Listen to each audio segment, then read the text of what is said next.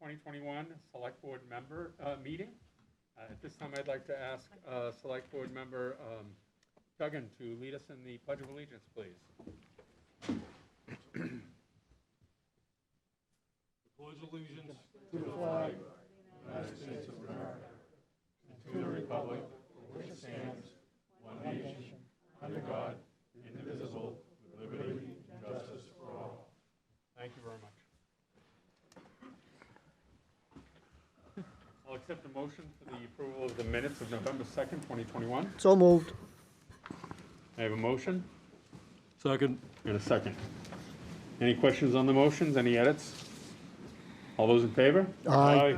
Opposed? Thank you very much.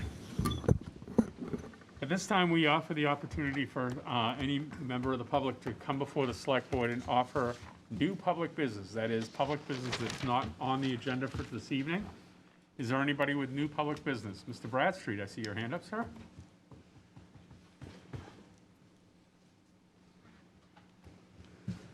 Bill Bradstreet, town meeting member from Precinct 1. I know I asked you to tell me you were working on it. However, can you let me know or tell me and the ratepayers in town, have you arrived at a decision to send out an information statement to each account holder on the water bill, water and sewer, and the electric bill, explaining the charge that's on there, how the dollar amount was arrived at? Will that rate change, or will it disappear at some point? Please. We have passed your comments on to the Municipal Light Board and the Water and Sewer Commission and asked for their consideration. So it's in their hands. They're working on it. They're working on it. All right. Thank you. You're welcome, sir. For the time being, thank you. Is there any other new business not already onto this evening's agenda that we can hear? If not, I'll move to agenda item number 3. The board will meet the graduates of the town's 2021 Citizens Academy. I think it's going to be introduced by Jen Breaker.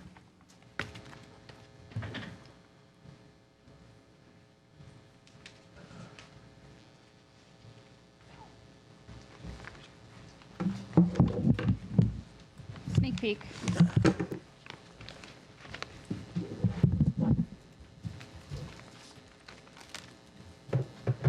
Thanks for sharing. Good evening, thank you. My name is Jen Breaker, I'm the Assistant Town Manager, and I'm very excited to be here tonight to recognize our graduating Citizen Academy class. We've prepared a brief PowerPoint to share some of the highlights of this year's Academy and the work the graduating cadets have completed.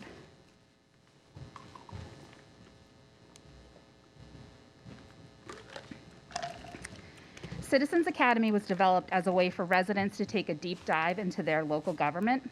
The Academy is a 10-week up-close view of Danvers municipal government. Participants, who we kindly refer to as cadets, explored various departments through a variety of classes and interactive activities. One of our 2021 cadets said, "I'm really happy I was selected to participate in the Danvers Academy. It is so enlightening to get such a clear understanding of each department's duties." Applications were submitted over the summer. We received about 30 applications and accepted 20 individuals to participate. In the second class, we had cadets that have lived in Danvers from 64 years to 7 months. The class was comprised of a lot of educators, an attorney, a general contractor, an HR consultant, a real estate appraiser, a jeweler, some retirees, and many more. Towards the end of the program, a cadet remarked, "I feel privileged that I'm able to participate in this program. The time and effort that went into this program is above anything I have seen." And before we dive into what cadets did each week, we must thank the many employees who gave their time and effort into the program. This includes employees who presented, worked on the presentations and activities, helped set up each week, ordered pizza, and made sure the Academy was a huge success. We couldn't have done the Academy without each and every name up on this screen. Starting on September 9th and running through November 10th, the Academy was held on Thursday evenings from 6 to 8:30-ish in several locations around Danvers.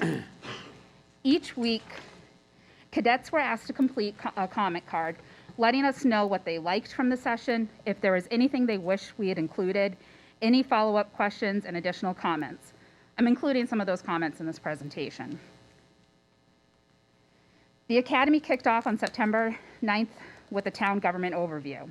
The cadets joined staff right here in the Toomey Room for the first night of the Academy. Welcome bags awaited them on their chairs. Inside the bags were binders which contained the PowerPoints for each week, supporting materials along with other items. A lot of swag from the fire department and the police department, a budget book, an annual town report, recycling and trash information, and more. Cadets heard a general town government overview from the town manager, select board member Dan Bennett, finance committee chair Sierra Lyons, town moderator Pat Frazier, and town clerk Kathy Ellsworth. During the night, we covered Danvers history, our form of government, what the select board, finance committee, and town manager do, and what their responsibilities are. And after a quick dinner break, the cadets learned about town meeting, elections, and the role of the moderator. To close out the night, we heard from the town clerk and the duties of her office. The second week, the cadets found themselves back in the Toomey Room for an overview of the finance division and a crash course on municipal budgeting. Cadets heard from accounting, the treasurer collector, and assessing. In groups, they spent time working through a budget activity, deciding how to balance a budget and what should be cut. I think if the cadets had their way, there would be no paper in town government. Week 3, the cadets heard from IT, civil engineering, and electric divisions. This week, things got a bit different. The electric department garage bays became our classroom. The IT department kicked off the night and covered the work they do to maintain the Danvers municipal technology, how many emails we send and receive each week, and recent updates on future projects and recent projects. The electric division discussed our power portfolio, simplified the power grid, discussed energy conservation and efficiency programs. They provided an electrifying power safety demonstration. Civil engineering exposed the cadets to the work they do to support town departments, infrastructure, and residents. They also challenged cadets to review a proposed project and submit a bid on the project based on a variety of specifications, something the engineering department works on daily. The group that was the lowest bidder won construction hats.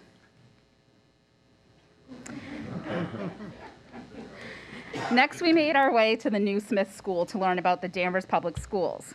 They were greeted by Superintendent Lisa Dana, Assistant Superintendents Keith Taverna and Mary Warmers. The night started out learning about the public schools vision statement, core values, curriculum, and other important details. Cadets participated in a social-emotional learning exercise, learned how curriculum is developed, and heard about the portrait of a graduate, all while experiencing the different spaces in the school.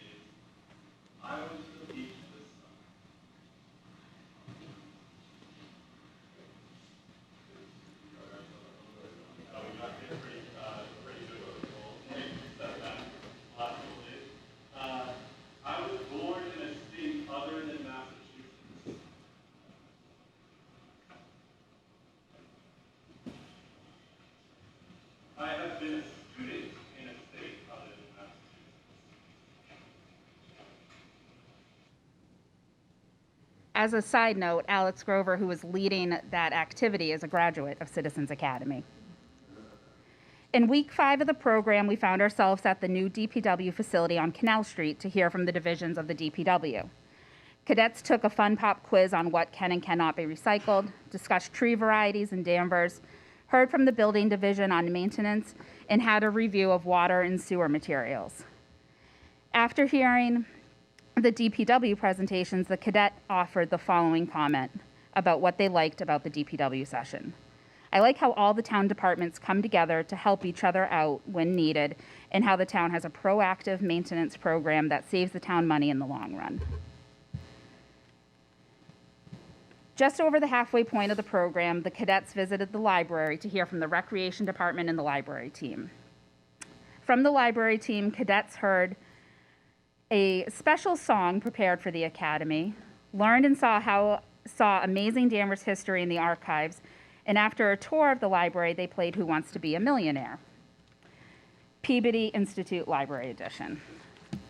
Almost every cadet remarked that the town archivist, Richard Trask, was amazing, and they could listen to recount Danvers history for hours. Just kidding. Danvers Recreation provided an overview of the services they offer, from Fun Club to Harbors to Endicott Park, and everything in between. Cadets were also challenged to come up with a program or event they would like to see in Danvers, and I believe some of the cadets have followed up with the Recreation Department to see about bringing their ideas to fruition. And I won't leave you hanging about the special song.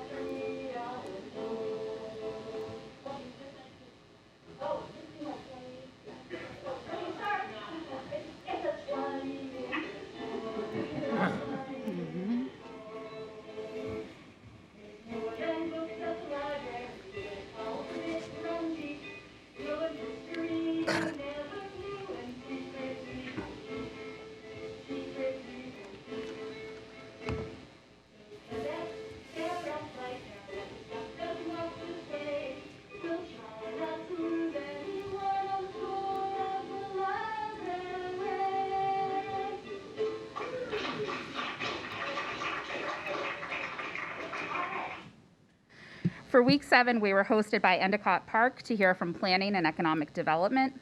Before diving into the planning world, cadets went on a hayride around the park. Then cadets heard about the various service areas the planning and economic development team supports and what board and committees they work with. Cadets worked in groups to come up with their vision for how to best use an existing commercial area of Danvers.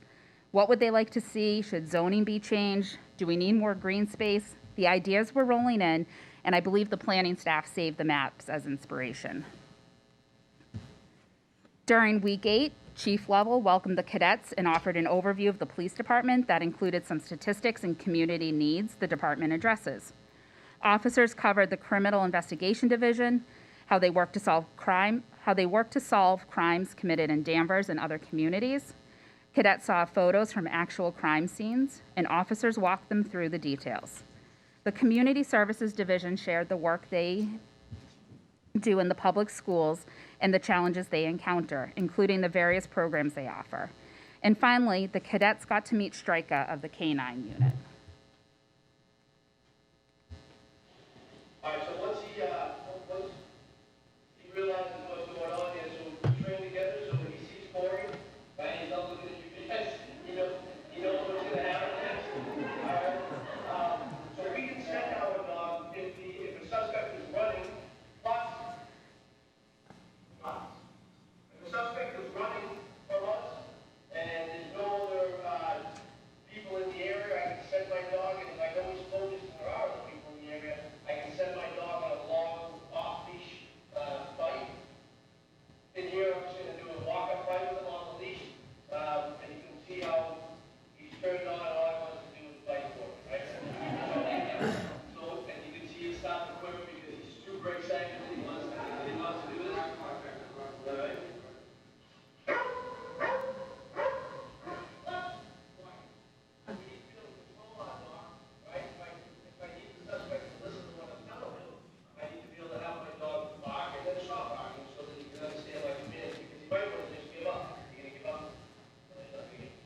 I'm not going to tell the suspect, let me see your hands, or I'm going to send my dog, right? I have to have the special parameters to do that. It has to be a felony, has to be actively fleeing the police, and then armed. So most people that we're searching for are probably armed, so we have that, and then as long as we have those other factors, that's how we'll be able to get to the level of being able to actually fight a suspect. Best way to think of it is if the threat to the public is his hands.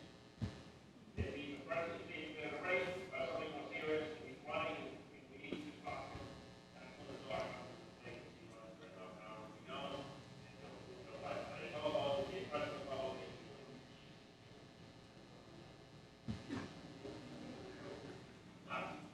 Suspect, let me see your hands.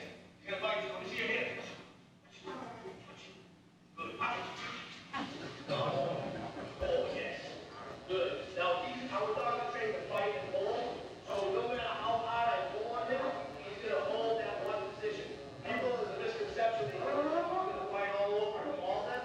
It's not. It's that one focus spot until I tell him to stop, and then that's it. It's just that one area where he's ready. So, and he'll stay on there. I can get in and fight for him with him if I need to. Right? Fight my dog. He's right where he's stay on there.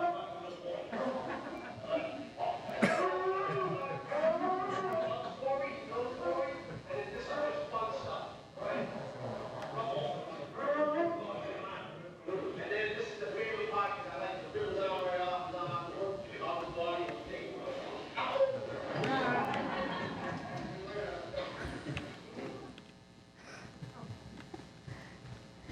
Set up in the senior center for week 9, the cadets heard from staff on the programs and services offered by the senior center and how they make sure they're supporting the needs of Danvers seniors. The Veterans Division recognized veterans in the program, there are 2, and talked about the services available for veterans in Danvers. They also highlighted programs and events offered throughout the year. After a quick dinner break, cadets heard from public health, making sure not just to focus on COVID. Public health highlighted all the areas they cover, from annual inspections to assisting new mothers. For the last week of the academy, the cadets had headed to the fire department, where they heard from Chief Amaral, Deputy Chief Barry, Captain Brooks, and Captain Schaffner on aspects of the department, including fire prevention services offered to residents, how the department engages with the schools. They also went on a tour, learned about gear, and got to see a vehicle extraction in action.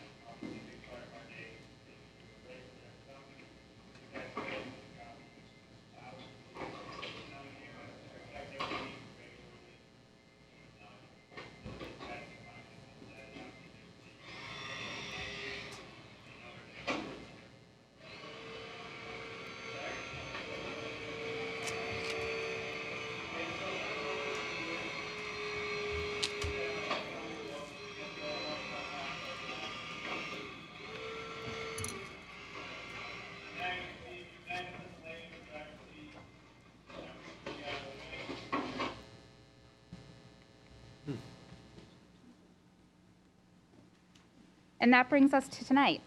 The graduating cadets have worked hard. They've shown up every Thursday, asked great questions, engaged in discussion and group work, and made us proud to serve them in the Danvers community. Before we recognize the graduating cadets, I would like to invite Cadet Rob O'Keefe up to offer a few remarks about his experience in the program.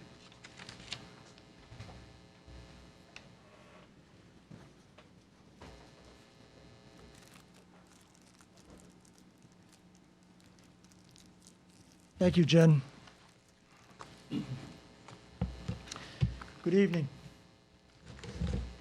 My name is Rob O'Keefe, and very happy to be here tonight. As a matter of fact, I'm very honored to be here tonight to say a few words about what we have experienced in the last 10 weeks. This was, can I just slide that over a bit, Jen? Thank you very much. I appreciate that. This was a pretty amazing experience, what we went through in the last 10 weeks. I've lived in Danvers for 47 years, and the town, when I moved in, had 16 working farms, and it has since then, of course, changed a great deal. But what hasn't changed is my love for this town. This only made it greater. It was that good. If I may use a conclusion before I begin, for the 10 weeks that we spent, it is a gem, a 5-star gem that we had. It opened up this town to me, and I hope I speak for my other 19 cadets here, in a way that I haven't seen it before. To get inside each of these departments in the way they did it, the construction of this, the framing, first of all, and the concept, pretty amazing. Pretty amazing whoever came up with this. I don't know who it was. But to be able to take that concept and then bring on board all of the folks who needed to make this work, and that had to be the department heads, the chiefs, the captains, the lieutenants, supervisors, foremen. There had to be a great number of people that did this work, and it must have been a ton of hours to put it together. But it came out so well. Using a PowerPoint, they followed along with this manual, I'm sure most of you have seen, that again made it easy. When we sat down, it was easy to follow along. But I'd like to give you what a few of my takeaways were. One, the enthusiasm of each of the people who did their presentations in each department. Sometimes there were many, like the Department of Public Works, the library, and the rec. And sometimes there was one, the town archivist. It was amazing, amazing in the background and what he's brought to the town of Danvers. So if I were to really pick out something that was the very best of the 10 weeks, it had to be the employees and the leadership. I have to think that it's from the top down. Town manager was there for many of the meetings. The assistant town manager was there for every meeting. The first one there, the last one to leave, and made sure that it stayed on track. Nothing slipped off. There was no heads on the hands, wondering when it's going to end. No, it was wall-to-wall information, all good. Some of it brand new to me, and I'm not a young guy. I want to go back to the point of the employees. They brought with them the enthusiasm that was spread into us, the 20 of us. And I think we gave it back to them. During those 10 weeks, there were hundreds of questions. And I'm saying that quite literally. I mean it. There were hundreds of questions. Never was there a time from the first week through the 10th that I saw any aggravation or any shortness in the responses that the town employees gave to those questions. And for those of you who are in charge of this town, know this. These folks know their stuff, really know their stuff. They weren't stumped. Of the very questions that came up, sometimes 1, 2, or 3 at a time, hands going up, answering one question, somebody else would have another. They stuck to the points, they gave their answers, and I can't remember one really being stuck on giving an answer. So the training that must be done in the background has to be fantastic. We have a lot to be proud of in this town. I mean a lot. So if I don't get out over my skis too far here, just to conclude, this is a valuable program, whether you're 77 years old or whether you're 17 years old. And it might be a good idea if you looked into this program to modify it and perhaps bring it down to the school level, where the youngsters, as Jen and I in a short conversation had mentioned, that the middle school might be the place to do it. But the key to it, again, is that employees of Danvers, those that make this town run, the motor, the engine, that was the best takeaway that I had from this. So thank you very much. This was really enlightening. Appreciate it.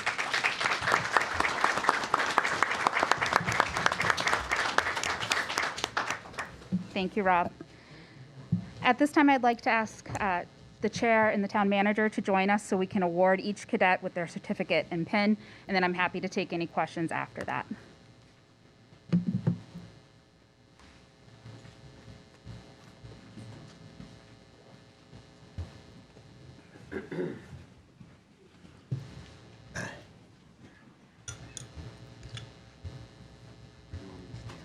Maybe you on that side and I'll stand on this side.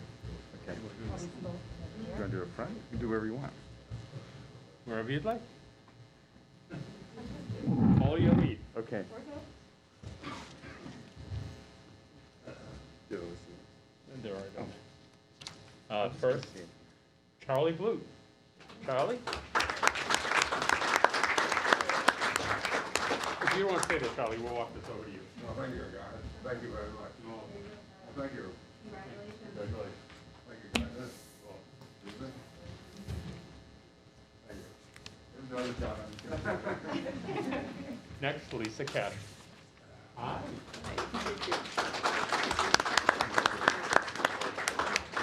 Thank you very much.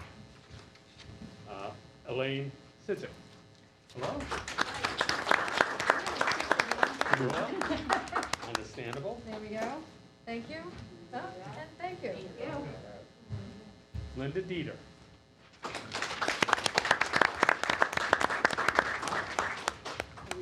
Good, how are you? Congratulations. Thank you. Talk to it now. Carol Devlin Hager.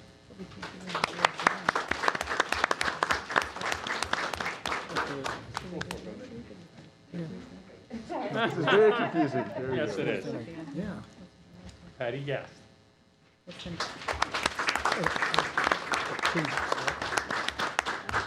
Congratulations. Thank you. Just stand by, look at it. Jason Gonzalez. Okay, thank you very much. Thank you.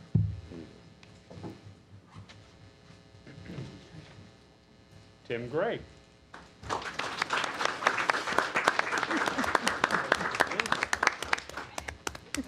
Go. You're saying Andrew Height can't be with us tonight? We cannot. Katie Hislop.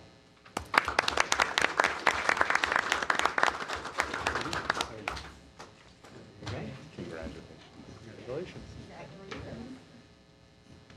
Deborah Holder. Thank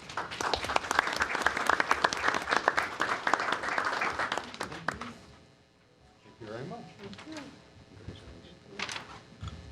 Thank you, Deborah. Deborah Lyons.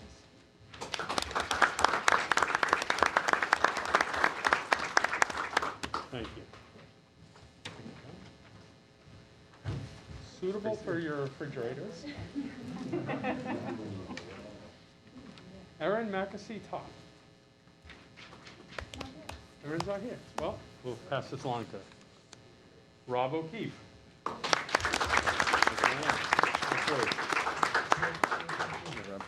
Thank you. Dustin Patterson.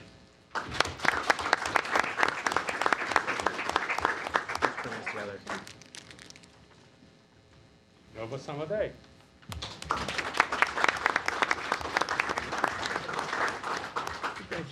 Long time no see.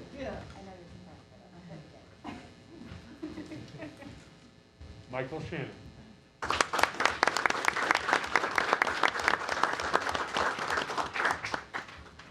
Thank you. Congrats. Thank you, Michael. Congratulations, thank you. Lisa Silva. Thank you. There you go. Congratulations, Lisa.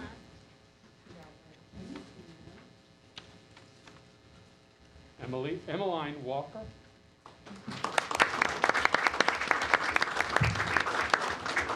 Congratulations. And Lauren Yanakopoulos.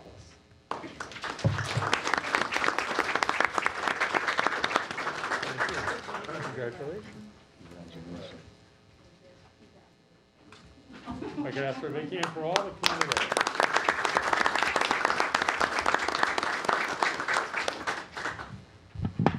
And before I sit back down, I'm going to say thank you to Jen.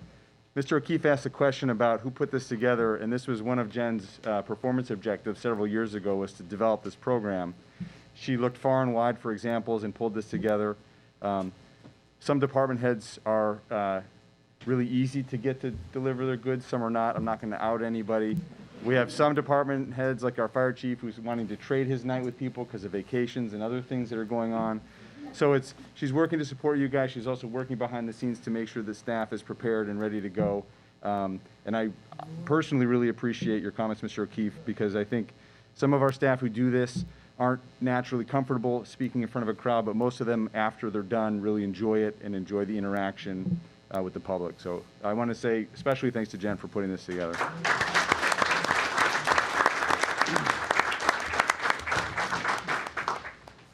I'd like at this time to offer the opportunity for the Select Board to comment. Select Board Member Mills.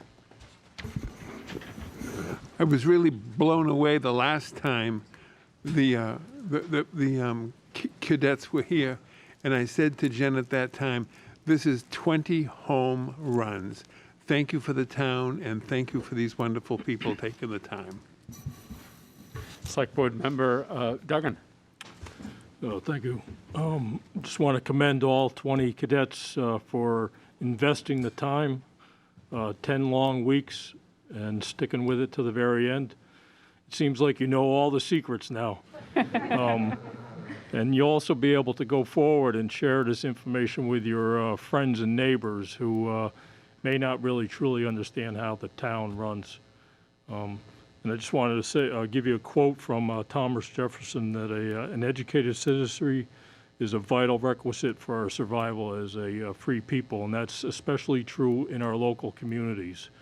That when people understand how the town runs, you're not so quick to judge you, and so hopefully going forward you'll be willing to participate in maybe as a town meeting member or as a member of the board. I know some of you already are town meeting members, and so I look forward to seeing you around town, and I wish you the best. Thank you. Thank you. Excuse me, Select Board Member Bernard. Congratulations to all of you. I think it's 10 weeks. It was wonderful. I think it's a wonderful program. Education's the key. I love hearing how the town makes you feel comfortable. I think it's, as we know, it's a welcoming community, and I think it's very good that you get to see the staff, the management that put this on, and make you feel part of our team, part of our town, because we love our town. And thank you very much. Thank you. Select Board Member Bennett. Thank you. Thank you all for participating. I had the good fortune to address you in the beginning as well as the previous one, But what makes a town, any town, successful and vibrant is volunteer citizens that serve on different boards, commissions, to make the town work. So I trust, and I know some of you town meeting members, for the rest of you, I urge you, find something that you're interested in and volunteer your time, and the town of Danvers will be better for it. Thank you. Thank you. I also want to thank you, congratulate you. I'm glad you got a fruitful experience from this. I learned a little bit about the town and where to go when you have specific questions, who to see, who to contact. I would encourage you to, as Board Member Bennett mentioned, find something you might be interested in. The town manager maintains a talent book, which is you could sign up and say, I have interest in this board or that commission or this interest. And we keep that book on record in the event that there's an opening on a specific board. He or the liaison will go through that book and say, these people have shown interest. They have an interest in conservation. They have an interest in municipal finance. They're a real estate professional. And we use that to draw upon as well as listening to the select board meetings when we do announce that there are openings and positions available and encourage people to sign up. It is citizen volunteers that make this town run. So I want to thank you very much. I hope you found it to be a fruitful and enjoyable experience. It sounds like you did. And please carry that with you to your neighbors. We'll be doing another one of these again shortly. Thank you.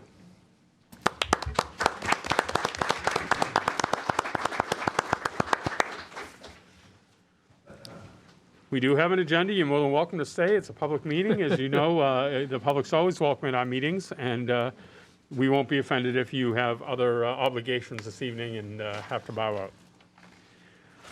The board will vote to accept a gift from the Veterans Division in accordance with Mass General Law, Chapter 44, Section 53A. Mr. Town Manager? Thank you, Mr. Chair. You received information with your packets tonight.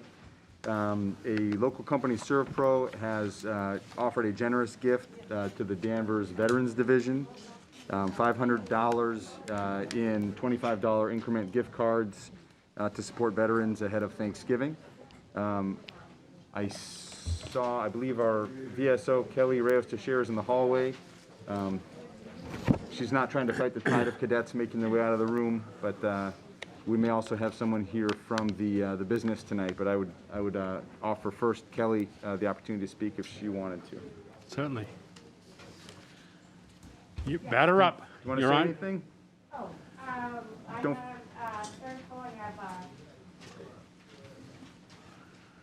Hi, my name is Kelly Reyes Teixeira. I am the VSO for Town of Danvers, and I think I have with me Mr. Roy and Miss Judy, and they can probably speak better about ServPro and their gift.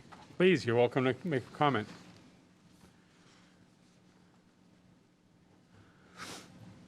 I'm Jody File. I work for ServPro of Danvers Ipswich. Thank you very much for allowing us to be here tonight.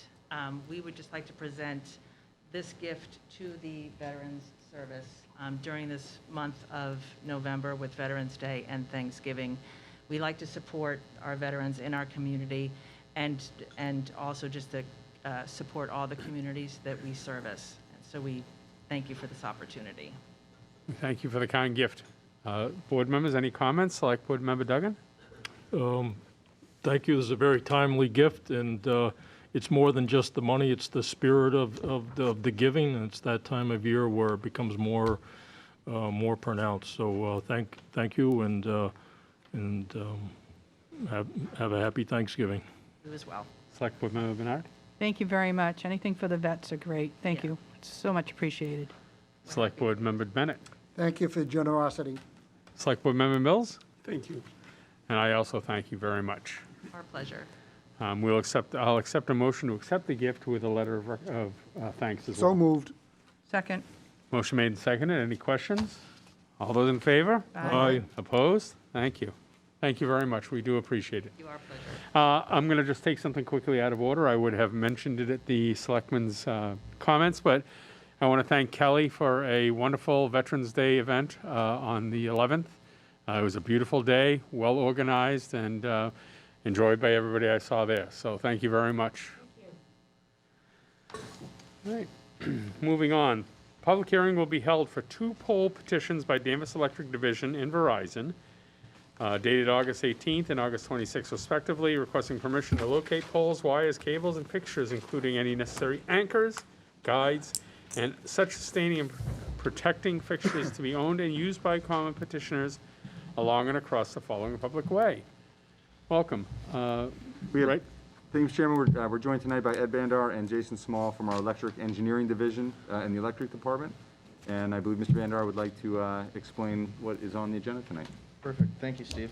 So it's just 2 poles. One's a relocation and the other one's a new set. The first one on the agenda is at 29 Locust Street.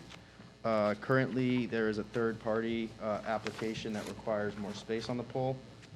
So along with an extension project, which will be upgrading our circuits, we'd like to relocate and upsize this pole. Due to a tree and gas line, it will need to be moved approximately 8 feet south, so that we don't have to remove the tree and avoid the gas line. And that's the 29 Locust Street, the first one on the agenda. Will we be taking these individually, or can we take them together? It doesn't matter. It's up to you. Together. We'll go them together. If Okay. you could describe the second one, and then the board members can ask individual questions. Perfect, thank you. The second one is at 92 Houlton Street. It is at the intersection of Houlton and Pine. There is a large angle, and again, we have a future project of running new lines. So in order to protect the pole from horizontal loading or falling over, we need to set a new stub pole across the road. It will be in the sidewalk and anchored behind the fence with a sidewalk fixture. And that's all. Thank you. And on the diagram, there's a letter G and a red line. Is that something actually traversing the road? It'll be well above. Yep. But yes, that's why we're setting it. It's a support wire Okay. to back up the angle on the existing pole. Thank you. Select Board Member Bernard. So the poles that you get rid of, you take them down, right? Yeah. They disappear? Yes. Okay. As soon as Verizon has transferred, we will be out there to remove it. This one is a new pole set, and it's an existing tree guy that's actually supporting it. There are some issues with the tree, I believe, and that's one of the other reasons we'd like to set this new pole. Okay, great, that's all. Select Board Member Bennett. Thank you. Just on the second one, you designated 10-29S. What does S stand for? Stub. Sub, thank you. That's all. Thank you. Select Board Member Mills. No questions, thank you. Select Board Member Duggan. Yes, thank you. For the first one at 29 Locust, so it indicates that there's lines from on the corner of Butler Ave, where it's 13C3A, where it shows that will go to the new pole. That's existing. Because when I visited, I thought it went to the corner of Oak Street. So I was just wondering why you were redirecting that. So, I mean, I guess I'm a little confused by your question. well, The wire that goes across the road, is that what you're? well, the wire doesn't go to where 13C-4 is. It goes to 13C-3 at the corner of Oak Street. So this, I don't think this map is, I was just curious as why you were relocating that line. So you may want to double check that. And then for the other one, this new one, 10-29S, so that sidewalk there is very narrow. It seems to be almost less than 5 feet. How much room will the pole take up? Approximately 2 feet. Oh, I'm sorry? Approximately 2 feet. 2 feet. So that would only 3 feet for pedestrians to traverse. So a question for staff through you, Mr. Chairman, is there a minimum width of sidewalk, especially at that intersection? It's one of the busiest in town. Is 3 feet adequate? 3 feet would be the minimum for ADA, and I would the assumption would be that the design would take that into account. Okay. Yep. All right.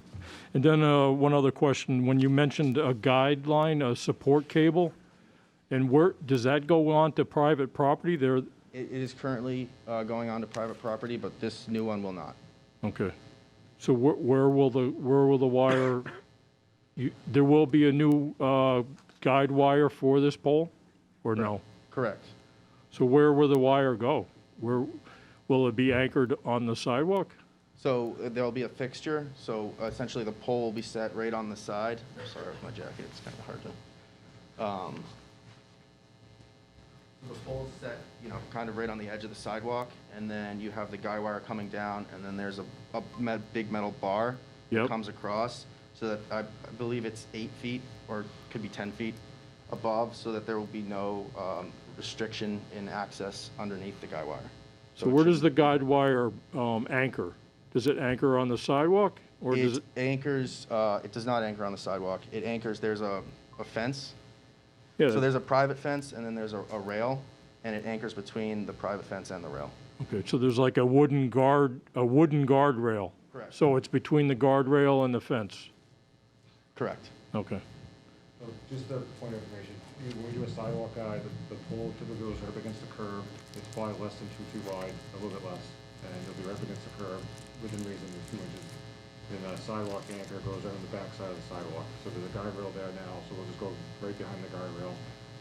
Still public property, there'll be a bar, 12 height to get the guy wires so people can walk underneath for that location. And then the other thing I was just looking at was actually back on the other pole, Locust Street.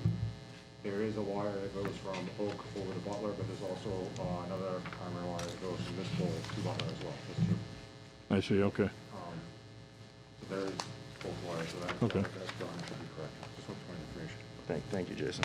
All right, so thank you for that information. I'm just concerned about any impediment to pedestrians, because that's, people use that sidewalk to go to McKinnon's, and they also use it for the ball field. So we don't want to impede pedestrians in that, and force them into the street. That's a very busy area there, so we're thinking about safety. But it sounds like you've addressed those concerns, so thank you.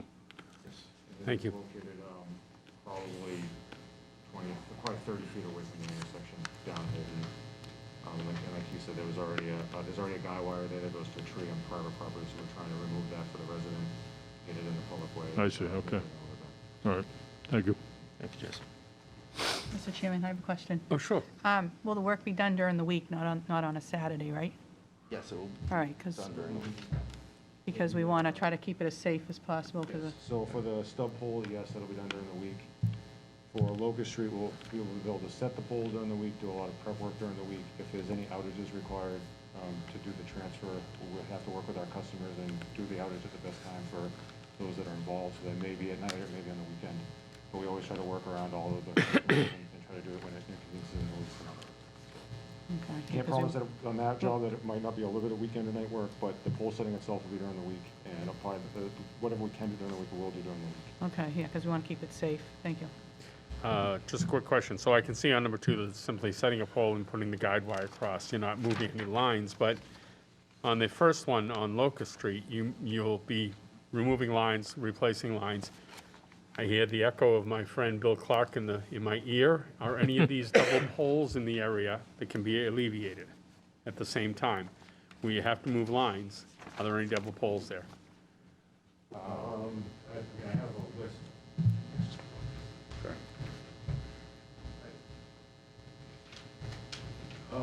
Reviewing the list earlier, there are a few poles on Locust Street, I think, that are currently double. They might not be right in that exact area. I think there's a couple that might be close. But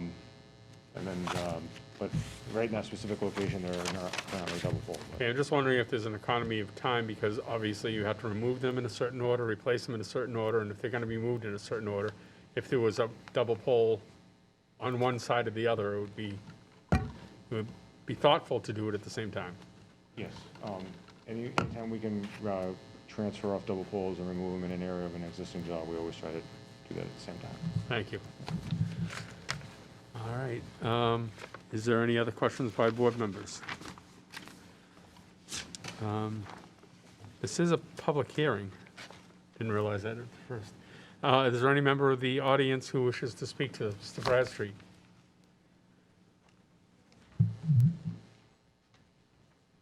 Bill Bradstreet, town meeting member, precinct 1. 2 questions. Yes, sir. The town owns the pole. What does the town do, or does the town have a use for the pole once it's been removed from that location? I'll ask the experts to speak And, to and that. and the other one is there a standard height for that line that's going across the street? Is there a standard so that we don't have an errant truck or somebody with whatever that's going to rip it down? Is there a standard height, 20, 30, 40 feet off the road, just so we don't have what happens sometimes in Boston with a truck trying to get under or around something and ripping lines and possibly poles down? Thank you. Thank you. I'll ask. So I'll answer your second question first. Obviously, there are issues like that, and even in Danvers, we have a few low-hanging wires, but any new construction is built to NESC standards, which more than overestimates the amount of space that will be needed for even the largest trucks to pass through on, commercial roads, not necessarily. There's different specifications based on, down right-of-ways and smaller roads and driveways and whatnot. So that will be accommodated. And forgive me, the first question, what happens to the poles after they're used? The town knows what happens to them afterwards. I'm sure the town could use them for something. Well, I mean, if they're in good condition, we do reuse them, but generally, the poles that we remove are quite old and not really good for anything. So, there's a little bit more to that. So typically what happens through the transfer process is, once the pole is set up, electric is at the top of the pole, so we transfer first. And then we'll cut the pole, top of the pole off down below where we transferred everything, so that the next utility can easily transfer their stuff, because typically, depending on how the pole is set, they may have to take their wires and bring it over the top of the pole to get it to on the new pole. So as people work down, they kind of cut the tops of the pole off, and it kind of gets down to the point where if it's a side set, which it typically is, there'll be just a butt, and it's only about 10, 12 feet high. And then so when we go pull it and we chop it and scrap it, because there's really not much use, and a lot of these poles can be significantly old, 30, 40, 50 years. So that's kind of what happens. They don't typically get reused. If it's a brand new pole and we try to put it back into stock if we can, we work with the other utilities not to cut them and see if we can work around that transfer process. But typically they do just get scrapped. And then just to follow up, the NESC is actually the National Electric Safety Code. That's what it stands for. It's a national thing, and Massachusetts has adopted it as its safety code, and it has specific standard requirements for heights above roadways, driveways, houses, et cetera, and all construction has to match that. Thank you.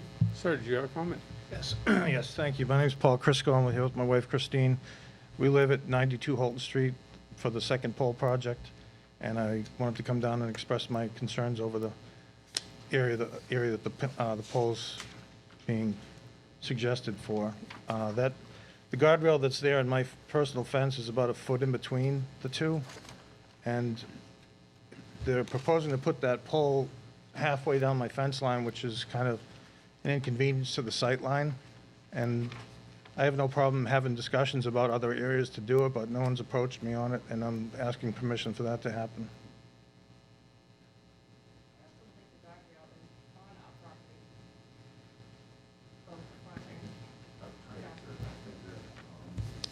First, we're more than willing to meet out there with you and talk with you about that.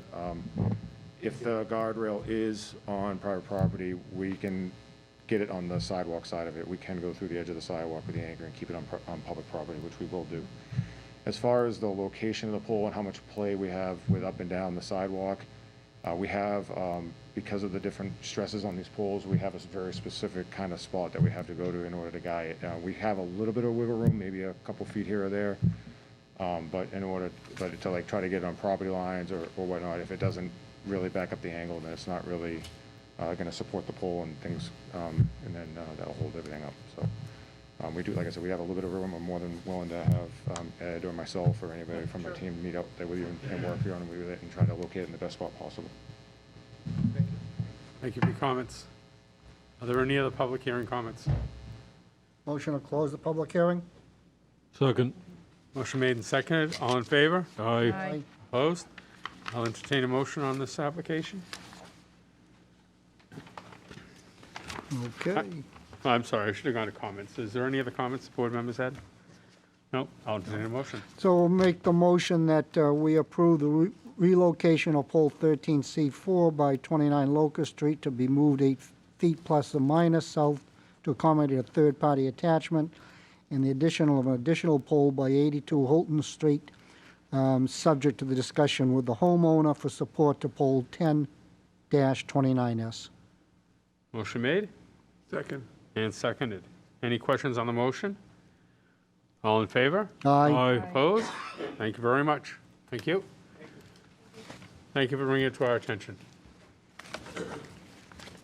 Public hearing will be held under Chapter 140, Section 181 of the General Laws on the application of GIAMAR Corporation, doing business as Magia, Restaurant and Bar, 126 Newbury Street, Adriana Travellini, excuse my pronunciation, manager for a 7-day entertainment license at that location. Hello.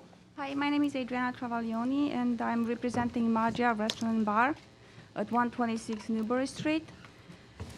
And we would like to request the right to have a small group or band perform or sing or have a presentation in a few different spots in the restaurant. And the location of the spot are marked on the plan, on the floor plan.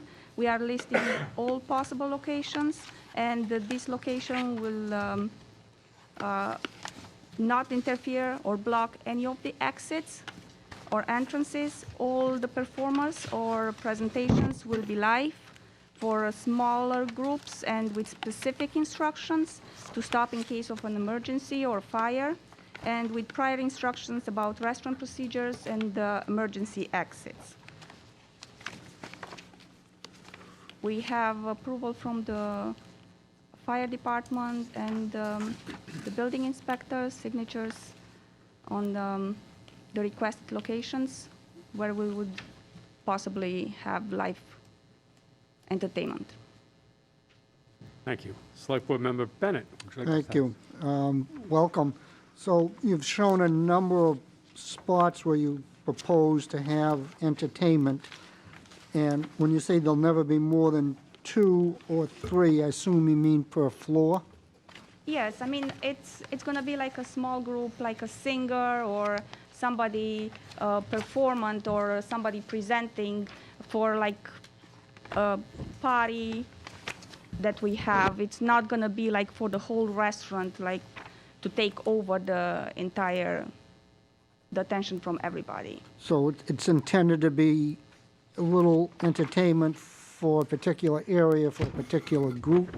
Yes. That would book that area? Yes. They bring the entertainment, or you supply the entertainment? I'm sorry? Do you provide the entertainers, or do they? No, they bring their entertainment. So you really have no control over the entertainers? Yes, it will be specific instruction. It's not going to be without control. Our management is working directly with the group. If somebody books a party and they want to have an entertainment, it's going to be specific instructions. And our management team is going to work with them on how, with specific instruction, or where the exits, where what happens in case of an emergency, and all the procedures that are in place. So we'll be in control, basically, of what's going on. It's not going to be just somebody comes in the restaurant and just has the run of the... All right, so entertainment, that means a lot of things to a lot of people. Are we talking comedians? Are we talking dancers? Are we talking musicians? Are we talking comedians? I think I may have said that. So what type of entertainment are you allowing in your building? Comedian, singer, like performer for a presentation. Hello, I'm Richard Travaglioni. I'm her Welcome. husband. Can we just chose a lot of locations just so it'd be safe, not knowing exactly where we'd want to have it in the restaurant. We left a lot of spots available, not knowing what area of the restaurant the group would want to be in. I would think mainly, though, there'd be 2 locations On the first floor, there's a bar area that all we might want to have is a person in the bar area in the corner by the front right that's just doing possibly a little a cappella singing or a little keyboard playing by the corner of the lounge. Is that the original bar area? Yes, Okay, that- because I they noticed had it on the clean second trees. floor, you're moving it. Right, no, on the second floor is the The bar bottom, is- I'm sorry, the basement. The basement, yes, the basement, we moved it, but I would think it'd be just right in the back of the basement bar. But again, it would either be a DJ, a person doing some DJing, or possibly a comedian standing up. But it would be somebody, for the most part, that we would be hiring and we would be controlling the circumstance. Can we know from Captain Burke if we were to have any type of sing-along jukebox or anything like that, that it would need to be connected to a plug, that if the fire alarm was to go off, that the plug would have to go dead as well. But as far as rock bands or anything like that, it would be more or less just for some background music or a DJ or anything like that. There'd be no real, So I'm going to assume there's no fireworks, pyrotechnics, no, whatever you no, call no, it. no pyrotechnics. Okay. That's all, Mr. Chairman, thank you. Thank you. Select Board Member Mills. No questions, thank you. Select Board Member Duggan? Oh, yes, thank you. Just a few questions. First, have you opened for business already? Oh, great. That's great news. And how are things going? So far, so good. Good. I haven't been in the building in a couple of years, so I should probably come visit you. But can you We'd love just to have you. can you just refresh my memory on because it seems like the fire seems to be a concern as it should be. I know there's an entrance in the front with the ramp. Are there other areas of egress? Yes, that- there is a staircase in the front, and there's a staircase in the back. Okay. And the back staircase, that opens up out onto the parking Right out lot? into the back parking lot. Okay. And the front opens right up to the front parking lot. All right, great. And these areas that you've highlighted, I see the one that's in the bar, but there are other ones. So I know there's some rooms, right? They're like function rooms. There's one function room in the back on In the the back first corner? floor. Yeah. I guess there could potentially be somebody in that. I guess why we chose a couple different corners, because according to the size of the groups and how the room would need to be set, on what corner the person would want to stand or make a presentation. Right. Or possibly play an instrument of what they wanted to do. As long as it wasn't blocking a location of egress or anything or a handicap Right. walkway or ramp. Of course, would like to make it available for such event. And are your employees trained with fire safety? Yes, they are. Okay. That's all I have. I wish you success with this. Thank you very much. I appreciate it. Thank you, Select Board Member Bernard. I said Yeah, that?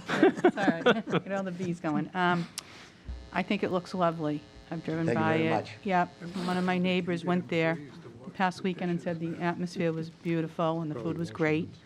The hours is 7 days a week you're going to be doing this? You Yes. said? Okay. And the hours of operation? We open at 12 to 10 every day, and we open at 4 o'clock on Sunday.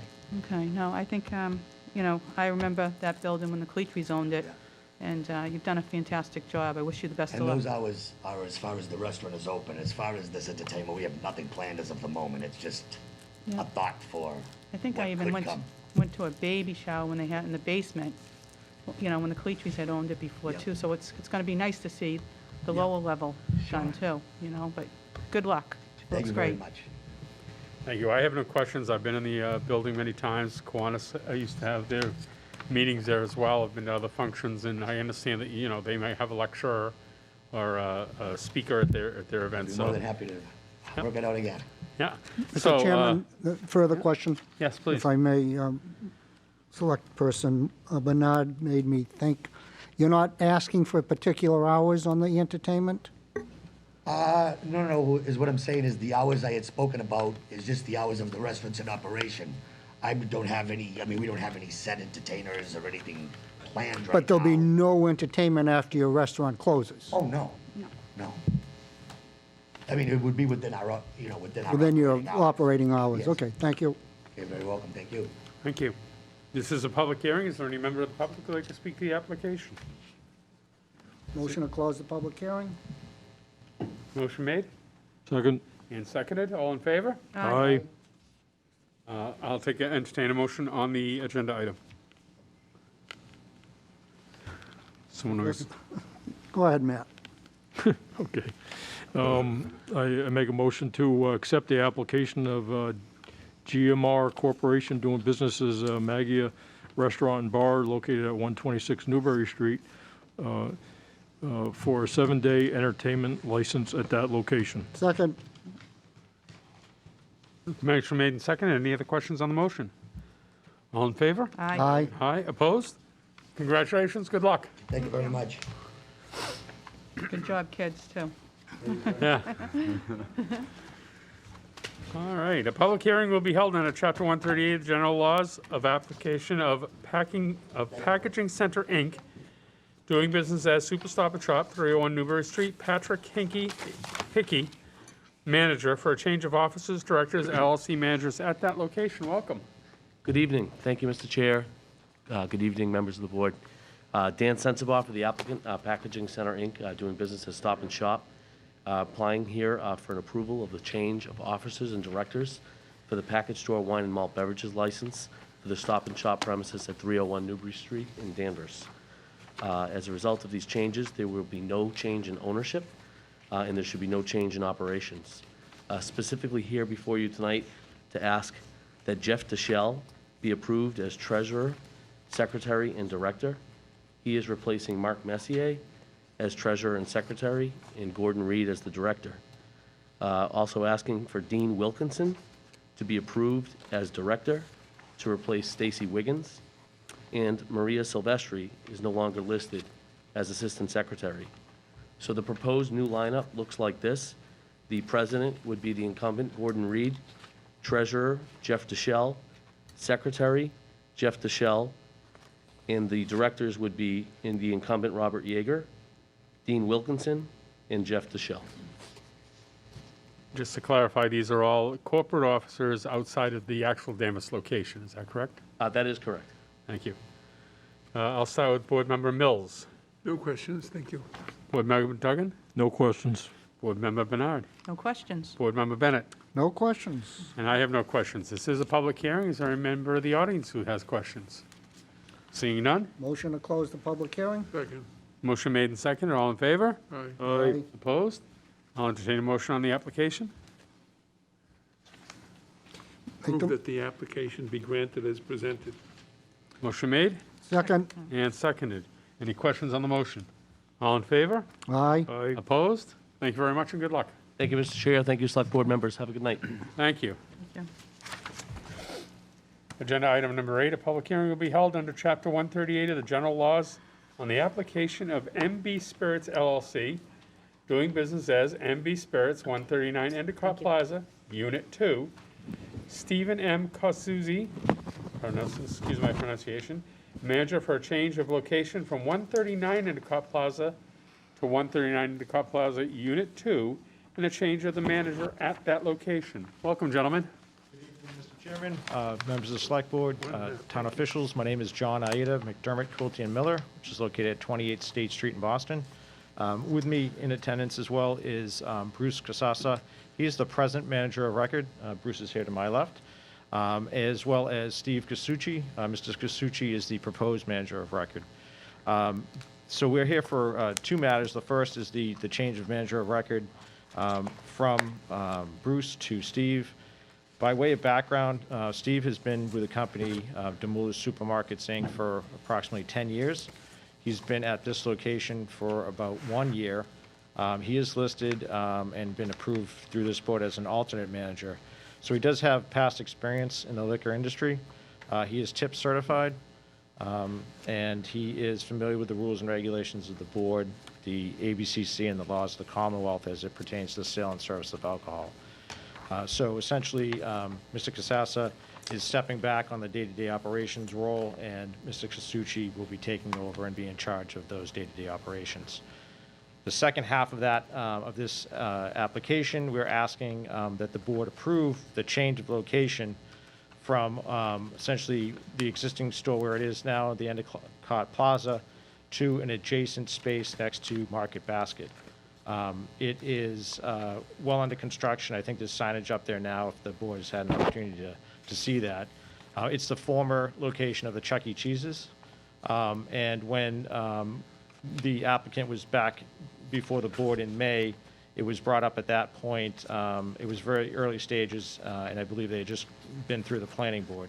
So here we are now, obviously several months later, seeking that change. An opportunity came up where that space was available, and the applicant was able to work with the property owners and have worked out a deal to move to that location, which is adjacent to the Market Basket. Obviously, this makes sense for the Market Basket as well as its customers. It's a space that is more accessible, more convenient to the customers. And just by way of background, they have another store in Waltham that's a very similar setup and situation. What's interesting about this, there's no internal access, and there will be no internal access at this location. And they found that that's been well received in the various towns, not only in Massachusetts, but in New Hampshire and Maine as well, some of the locations. But here in Massachusetts, they found that the separate entrance and exit does help to keep that as a standalone designated store, which is with experienced staff and control over the sale of alcohol.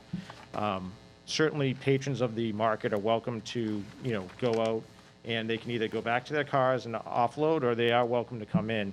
And part of the size of this store is attributable to the fact that they will allow for full-size carriages to go into that store.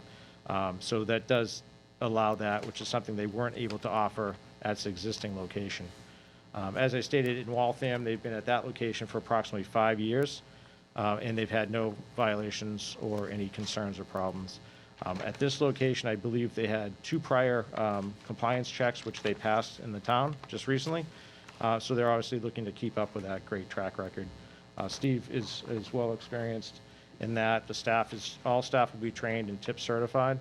And again, the upside here is it's a standalone store. It's dedicated just to the sale of alcohol. So again, their sole and primary responsibility is to make sure that it's done, safely. It's going to be a state-of-the-art store. Everything's obviously brand new. There's an advanced POS system as well as ID scanners. So any age-appropriate or restricted product will be scanned, and it's prompted to enter into a valid date of birth and check an ID. And I believe their policy is anyone that appears under the age of 35, is that still true, will be asked for their ID. But in any event, the clerk does have to review each sale and will do so at this location. Obviously, if the hours of operation will remain the same as the current store, which is Monday through Saturday from 8 a.m. to 9 p.m., and Sunday sales would be from 10 a.m. till 8 p.m. So obviously the market will be open longer hours, but that's also the benefit of having this standalone store is they can shut the doors and the product will be locked up, which is actually less hours than is permissible by statute in the Commonwealth. So they take this seriously, and they have an excellent track record. If the board members have any questions, we'd be more than happy to answer them. Thank you. You've been very thorough in your presentation. I appreciate it. I'll start with Select Board Member Duggan. Thank you. So when you were here in May, I was curious about staff that was originally working in the grocery store had been transferred across the parking lot into the liquor store. And so that's a concern for me that people would be, you're moving employees back and forth from 2 different environments. I think we don't want people doing grocery checkout to be working in the liquor store. So is that something that you've addressed? Yes, I mean, absolutely. So Bruce can address them if I miss it, but essentially the staff that's there now are all, 18 plus. They are permitted, so there's no carryover from the grocery store. You're not going to have clerks or baggers that some could be 14, 15, but I'll turn it over to Bruce. in both our locations, we transitioned people completely over to the new, and as soon as we did, they were tips trained, and then I don't believe we have any instances of anybody working backwards. It was a transition from the supermarket to the liquor stores. Okay. Much more limited so far in Danvers because of the scope. It would be substantially more in the new unit. All right, and that's good to hear. And I have the layout here, the fixture plan use. So the common wall on the right side, that's the common wall with sort of the produce section of the supermarket? I was concerned that there was going to be pass-through, that people in the supermarket, because we see that in other grocery stores in Danvers where the alcoholic product is actually in an aisle inside the supermarket. So I was just concerned about how that was going to be. But it sounds like you're playing it safe and kind of segregating it to be a standalone. The only way in is from outside. That's correct, yeah. So you do see that a lot of markets that do have integrated, the shelving. It's probably more common than this scenario. Market Basket has found that this is really a situation that works, and it's kind of proven, even though they only have a couple markets, they're just going to have a third market in Hanover that's going to be opening up shortly as well. Yeah. But they find that this is a really good system, and they're going to stay with that. Yeah, I think that's a good design. And then just one last thing about the ID check. So who makes the decision about who's going to get carded? It's a visual interpretation of an age, or how do you determine whether or not you want to check an ID? Sure. So I think staff are trained that if there's any doubt, to check ID. I mean, that's what they're trained to do. Yeah. Especially now, if some customers are still coming in with masks, it does make it a little bit more difficult. So I think the caution is to check everything. They have the ability to do so. It's not that much inconvenience for them to do so, and I think they're going to be trained, until they see repeat customers or can say with confidence about someone's age. So they know the fail-safe is to always check ID. It's just a matter of, once they get some familiarity and confidence there, they're all going to be tip certified. But it is something, they set the age at 35, hoping that is kind of obvious. It may not be, but I think they found that it works very well right now. Sometimes if you're older, it's difficult to judge that. So my opinion is to just card everybody, sort of like a Fenway Park approach. And that way you're not offending everybody. You just say, yeah, we just card everybody. That's the way the system's designed right now. So it's really, it prompts the clerk to do that and the associates to do that. Okay. So, all right. Yeah. I don't have any further questions. Success. Good. Select Board Member Bernard. I agree with Select Board Member Duggan, too. Why not just set the standard where you card everybody? And I think we've done that on other locations, too. Made suggestions of that. So that would be my recommendation. Thank you. Select Board Member Bennett. Thank you. I'm glad to see that somebody can come out with a carriage and go in and make a further purchase. It's similar to what the Costco's and the BJ's do. You can bring your card in, shop, and go out, so you're not running back and forth in the parking lot, which is dangerous in itself in these shopping centers. Costco I mentioned, BJ I mentioned, Total Wine. They originally had a policy, card somebody over 35, over 40. Unfortunately, they have all three have been before us at one time or another because they failed to card somebody, generally during a compliance check. That's the only way we would know. And I would ask that you have a strict policy where somebody making a purchase is carded. I don't expect you to card everybody in that group, but the person that's pulling out the license, pulling out the purse, should be carded at all times. Thank you. It's just, otherwise, you're going to be before us at some point in time because one of your staff will forget. They'll smile at somebody and let them go through when they're going to get caught during an educational check. So, and it happens. I don't know how it happens, but we have many instances where a 17 or 18-year-old makes a purchase, they're not carded in too many establishments. It's just the nature of the business. So I think for your own good mindset to have your employees card everybody. Absolutely, thank you. Thank you, Select Board Member Mills. No questions, thank you. My common questions have already been answered. Everybody will be tip certified. I see that you'll be there 50 hours, minimum of 50 hours a week. And you've already explained very well that there's been no prior concerns with either the location or manager of record, and that you're well aware of our liquor license guidelines. And can I assume that Mr. Clark and Mr. Norton are the other two names on the license, the alternates, and you've presented, yeah, because I'm sorry, they're right here. That's correct, yeah. So we're all set there for the alternate managers. We do ask that at any time the store is open, one of the three of you be present, that there always be someone whose name is on the license in the store to the extent that they can be. Understood. I have no other questions. This is a public hearing. Is there any members of the public who'd like to speak to this? Mr. Bradstreet?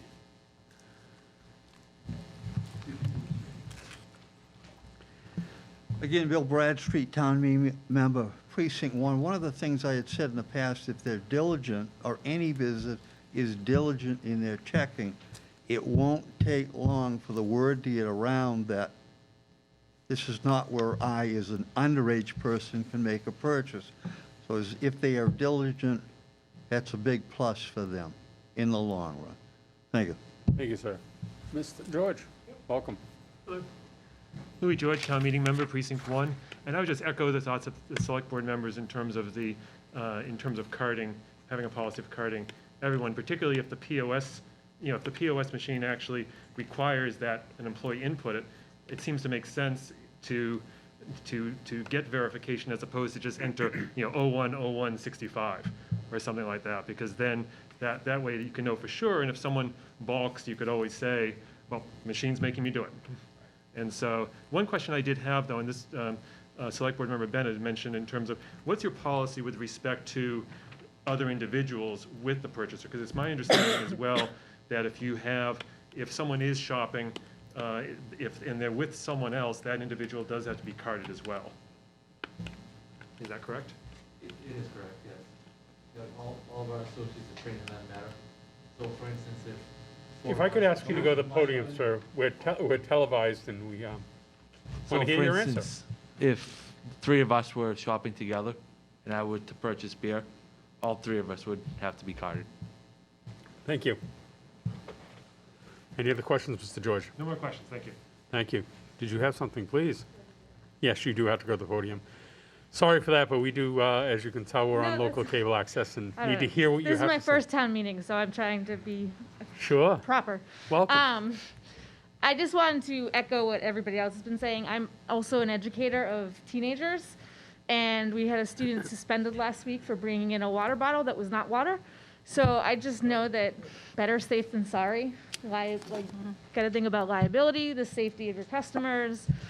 As a citizen and as a person that will probably be in your business, just better safe than sorry. So, thank you. Thank you. Anyone else? Sir. Hi, Jason Gonzalez, Precinct 1. I'm just a citizen, not a town meeting member. I'm going to echo what they're saying about just card everybody, but I'm going to offer a different point of view as to why. So if you are carding everybody, you have that much more data for you to do demographic analysis, demographic sales, marketing options. You can leverage IT data decision-making power with that point of sale system. So the more data you have, the more you're going to be able to leverage that, and it's to your own advantage. So consider that. Thank you. Any other public comments? Seeing none? Motion to close the public hearing. Motion made? Second. And seconded? All in favor? Aye. Aye. Opposed? I'll entertain a motion on the application. Move the application as presented. Motion made? Second. And seconded. Any questions on the motion? Hearing none, all in favor? Aye. Opposed? Thank you and good luck. Thank you, appreciate your time. Thank you. When do you think you'll open? As soon as day is possible. Before Thanksgiving? That's my No, we So- were hoping So, to. we're gonna, hope it gets up to the state, and they'll be ready for it, so we're gonna, fingers crossed, we'll see what happens. It'll Good luck. it'll be before Christmas. All right, good luck. But not before Thanksgiving. Thank you. Thank you. Thank you. Select Board will vote to adopt the fiscal year's 2022 goals and objectives. Mr. Town Manager. Thank you, Mr. Chairman. First, Jen Braker just texted me, and she's thrilled that the cadets are engaging in the public meeting, so she's watching the meeting from wherever she is now, and she commends you for participating. You received an updated document with your packets for tonight. We started talking about this packet several months ago, actually, and then in the run-up for town meeting, it was shelved, but here we are. There are 7 goals, many of which are already being worked on, but the discussion tonight is to try to identify 5 of these 7 or others that may not be listed that this board wants the manager and his team to pay particular attention to between now and the end of the fiscal year. So for those who don't have a copy of the document in front of them, I'll read them quickly, and then I'm happy to take questions and or sit back and listen to the discussion. But the first is working with staff and stakeholders to implement recommendations from the Welcoming Community Working Group report that was delivered in April of this year. The second is to finalize options related to the consolidated or non-consolidated public works yard.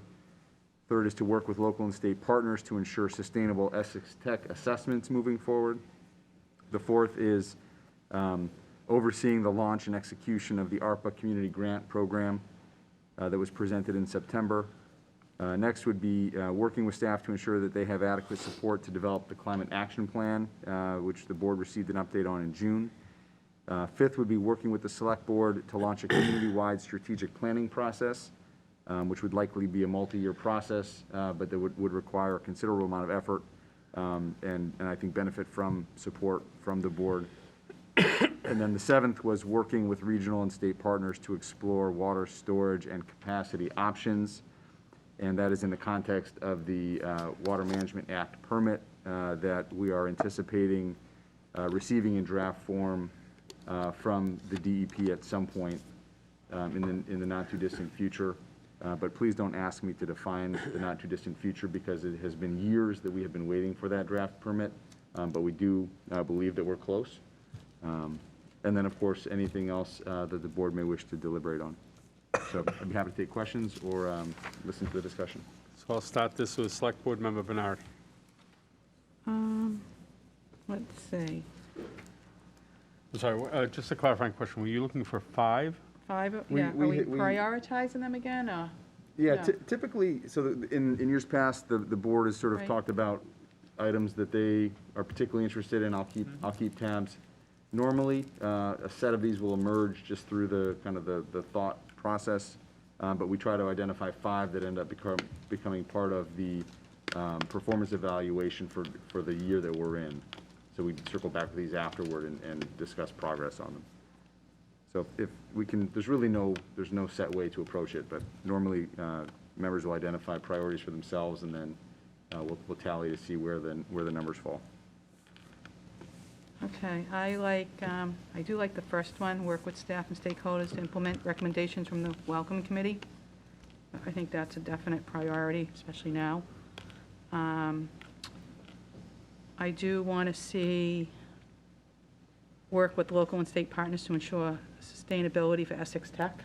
That would be number 2 for me.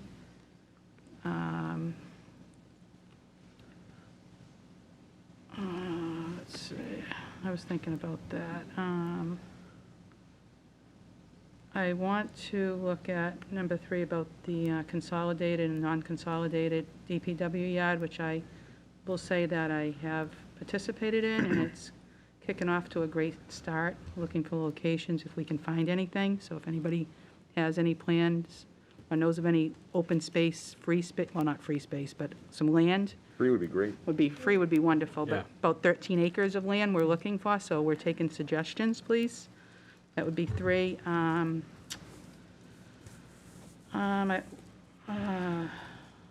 I like the climate action plan for number 4.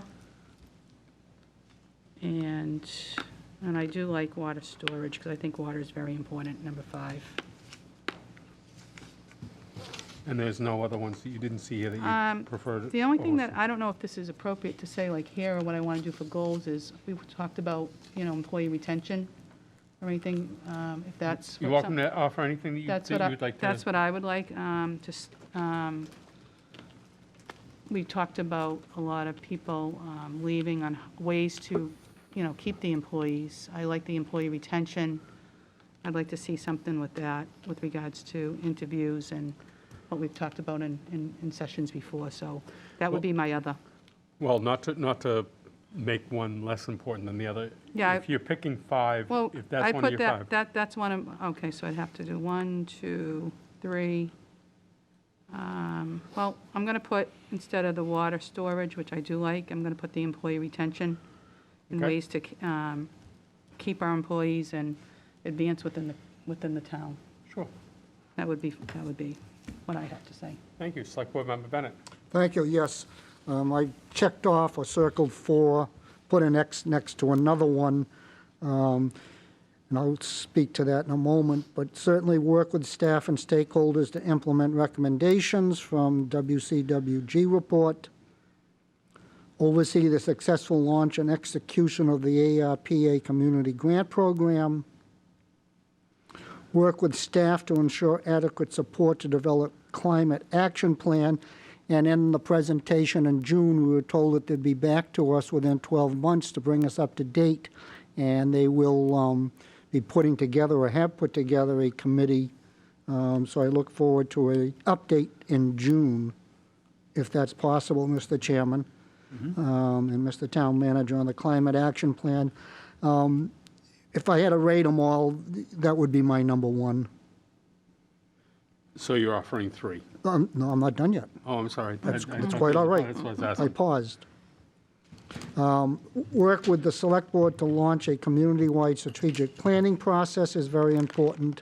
I think I'd make that number, I don't know if I'd make it 2 or 2A, and also the first one is very important. So those are my 3, the top of the list. The community grant program is number 4. I'm not offering a 5th one. We can see where they all fall out. But the work with the local and state partners to ensure sustainable Essex tech assessments. While I understand the financial implication of the large enrollment at the tech of Danvers students, I, for one, have a problem saying to a parent, we only want so many kids to go to the tech, and you shouldn't send your kid to the tech. Children should be placed where they can survive and thrive in the best environment that the parents feel is important for them. If a parent feels that the tech is important for their child, I don't want to hinder that. And I think conversely, we should be looking at, why are all these kids going to the tech?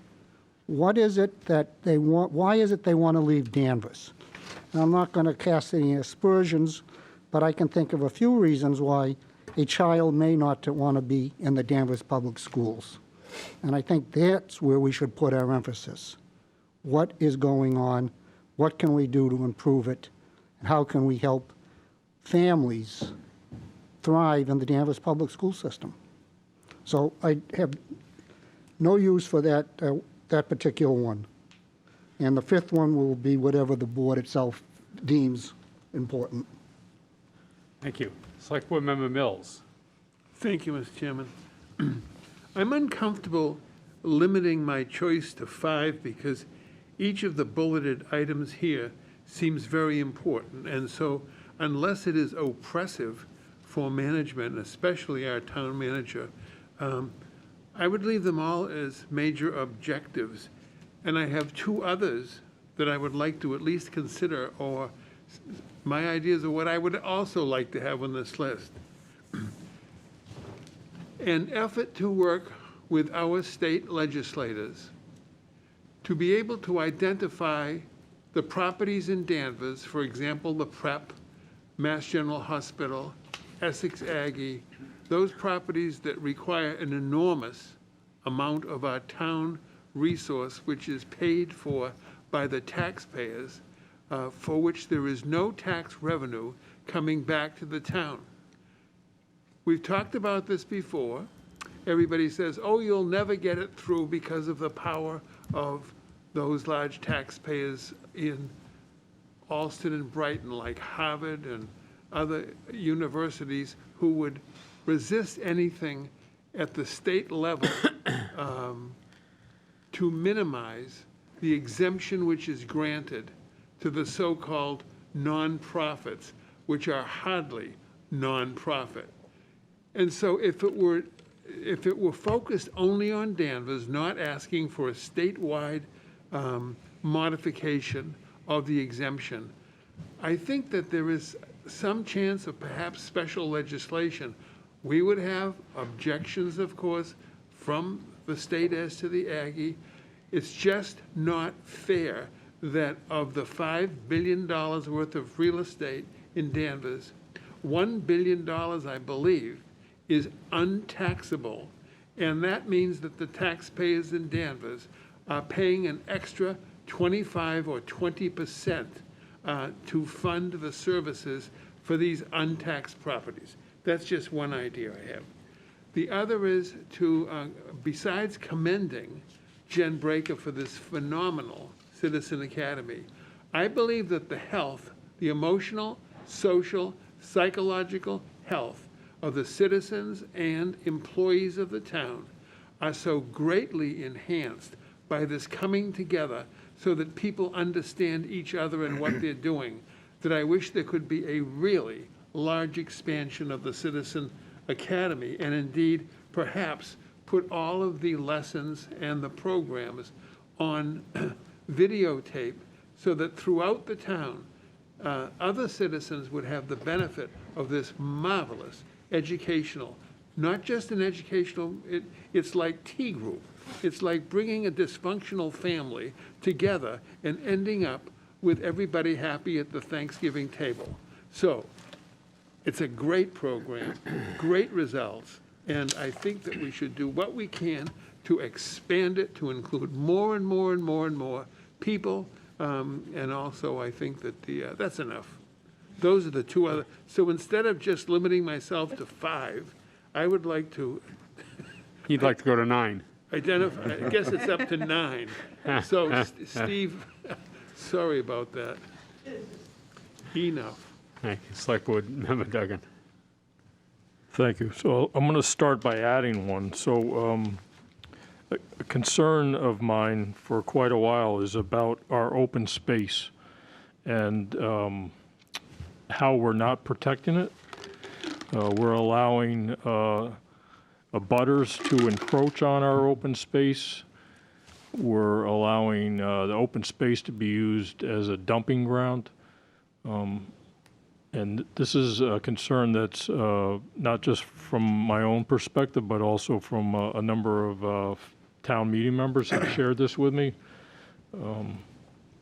A lot of this encroachment is onto, like I say, open space that's public property.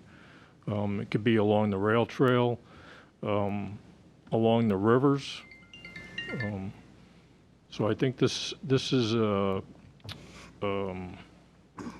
objective, I think, that could be easily approached by staff.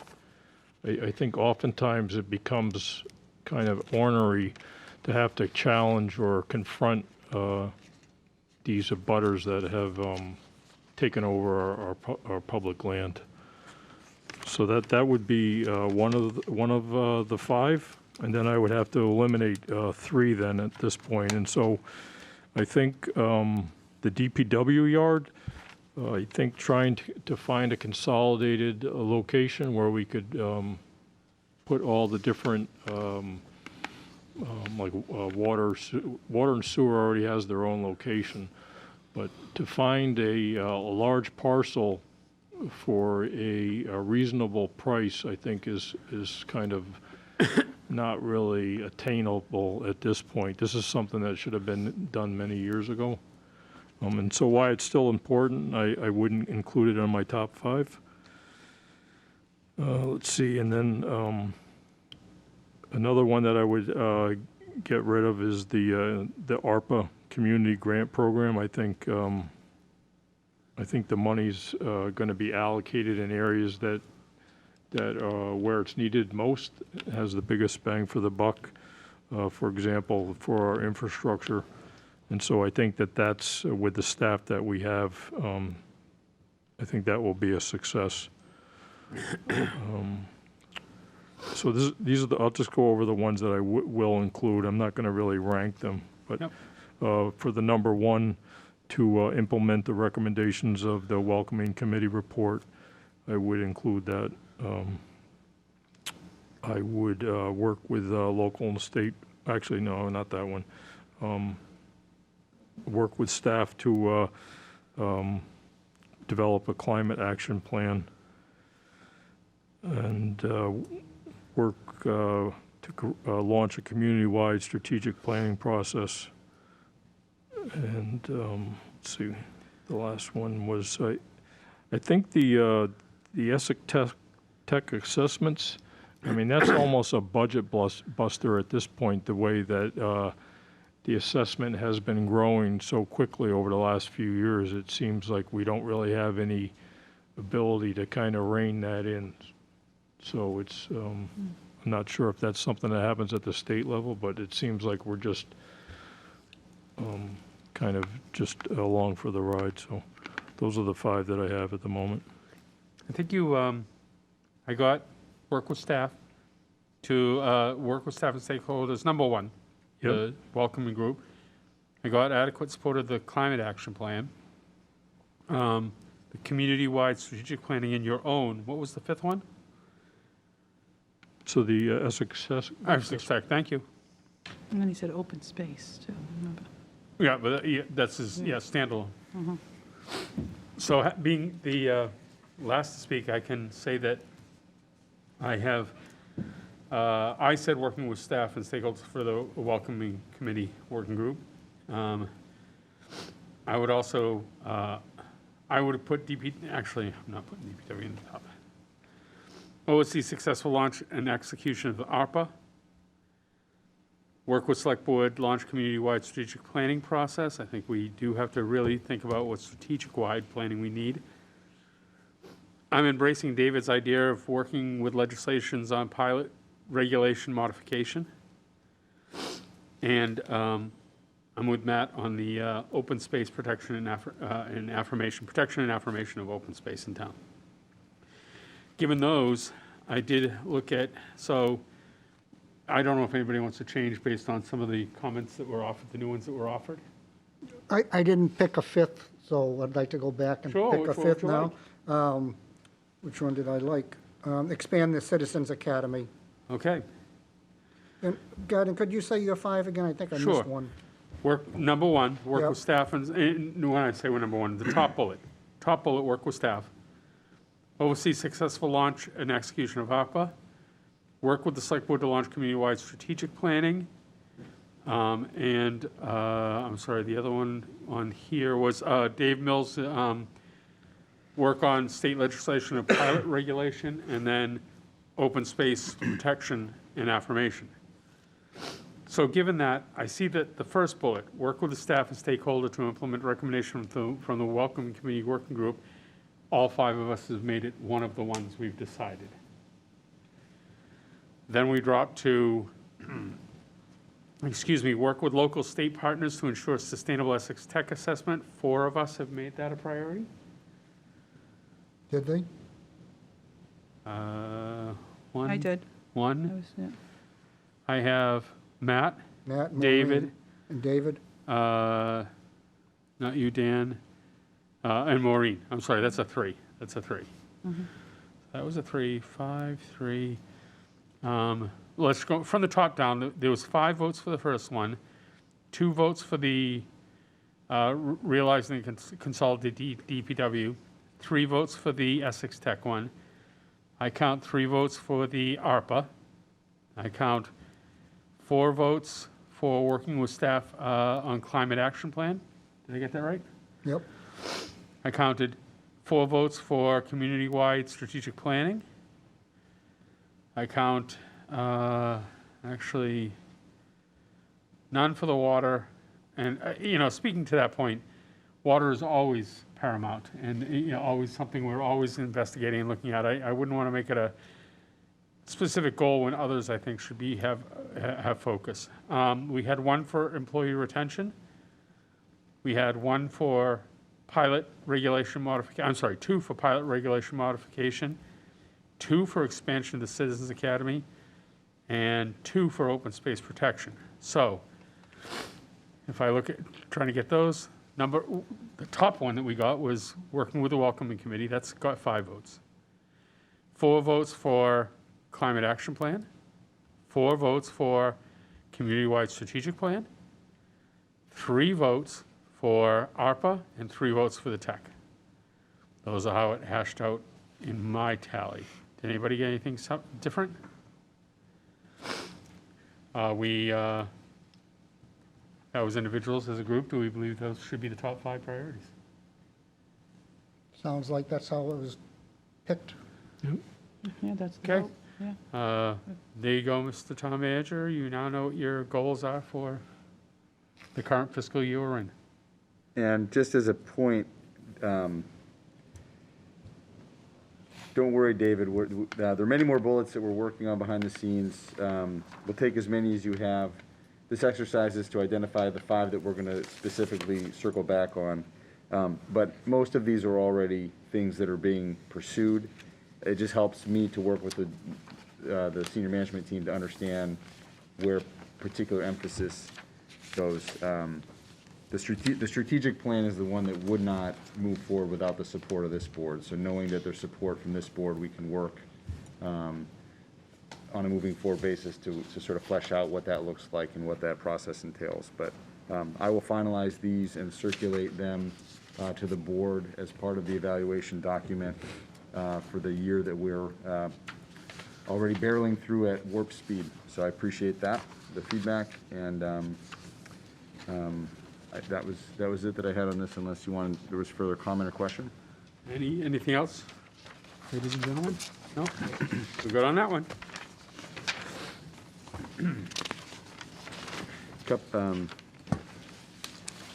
Now it's the town manager will report to the board on various items of interest. Thanks, Chairman. A few items tonight. First, town meeting last night. I want to thank town meeting members who are watching.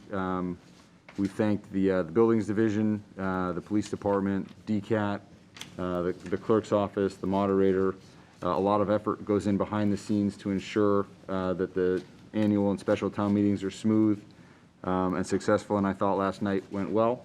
Had a great turnout. I think we had 113 members out to attend the meeting, and it went sort of by the book. I think all of the FinCom recommendations in the end were supported, and so I wanted, again, just a thank you to those who worked hard behind the scenes to make that happen.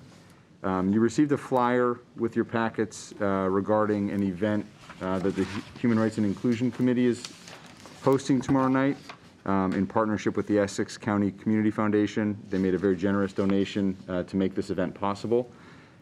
This is an event. Two professional speakers will be modeling a dialogue, talking about their own experience and in their cross-racial friendship and how to have authentic conversations about 21st century racial issues that we as a community, a state, a nation, a world find ourselves having. Oftentimes dialogue on social media can be very divisive and very toxic. And Human Rights and Inclusion Committee really started talking about this event actually 2 years ago with this particular speaker, and then COVID happened and it was put on the back burner, and serendipitously they had an opportunity to re-engage with the speaker and put this event together. It is a virtual event, but there will be an in-person viewing opportunity at the middle school tomorrow night. There still is space available, so if people are listening and interested in signing up, there's information on the town website for how to register for the event, and I believe a link will be emailed out. It's been emailed out. So I have it. If you're already registered, you have your link, and if you are not registered and wish to do so, there is space. 7:45, it just came out. That was not coordinated. That was random. But I'm glad to know that happened. So that's tomorrow night. Thursday night, I have been invited to the Essex Tech School Committee meeting to speak to and answer questions about the letter that the town sent. By way of very brief background, over the past 3 admission cycles, the town of Danvers has represented 35, 57, and 33% of the net new students accepted into the school. Anecdotally, it appears that Danvers students are accepted at a higher rate than some of the other member districts. That has translated, Mr. Duggan used the term budget buster. Our assessment at the school has grown from $1.7 million roughly 5 years ago to we're anticipating approaching $4 million this spring. For context, our total levy increase each year is roughly $2 million. There have been years in recent years where the increase in our tech assessment has taken one of every 4 or one of every 3 new dollars that we've had to spend, which comes at the expense of public safety, public health, senior services, et cetera, et cetera. There was a considerable amount of discussion during last year's budget process that our schools could take back half of those kids without having an adverse impact on the school budget because a lot of our costs are fixed. We wouldn't have to hire any teachers to sprinkle those students back. The buildings are sufficiently sized to accommodate them. Insurance is fixed. HVAC is fixed, et cetera, et cetera. But the savings in our assessment could then be reinvested into the schools. That was a point that several of our finance committee members made, and that in order to there's a lot of demand and a lot of desire to see more investment in the schools, smaller class sizes, and ideas that we simply can't fund in a community where we're at our levy limit almost every year. So I'll be attending that meeting. My understanding is several members of the Finance Committee may also choose to attend that meeting. It's a public meeting. It'll be at the Essex Tech at 5:30. I believe it's in their media center. And then at 7 o'clock on Thursday, Chief Lovell and I have been invited to attend the Human Rights and Inclusion Committee meeting, which will actually be held in this room and televised.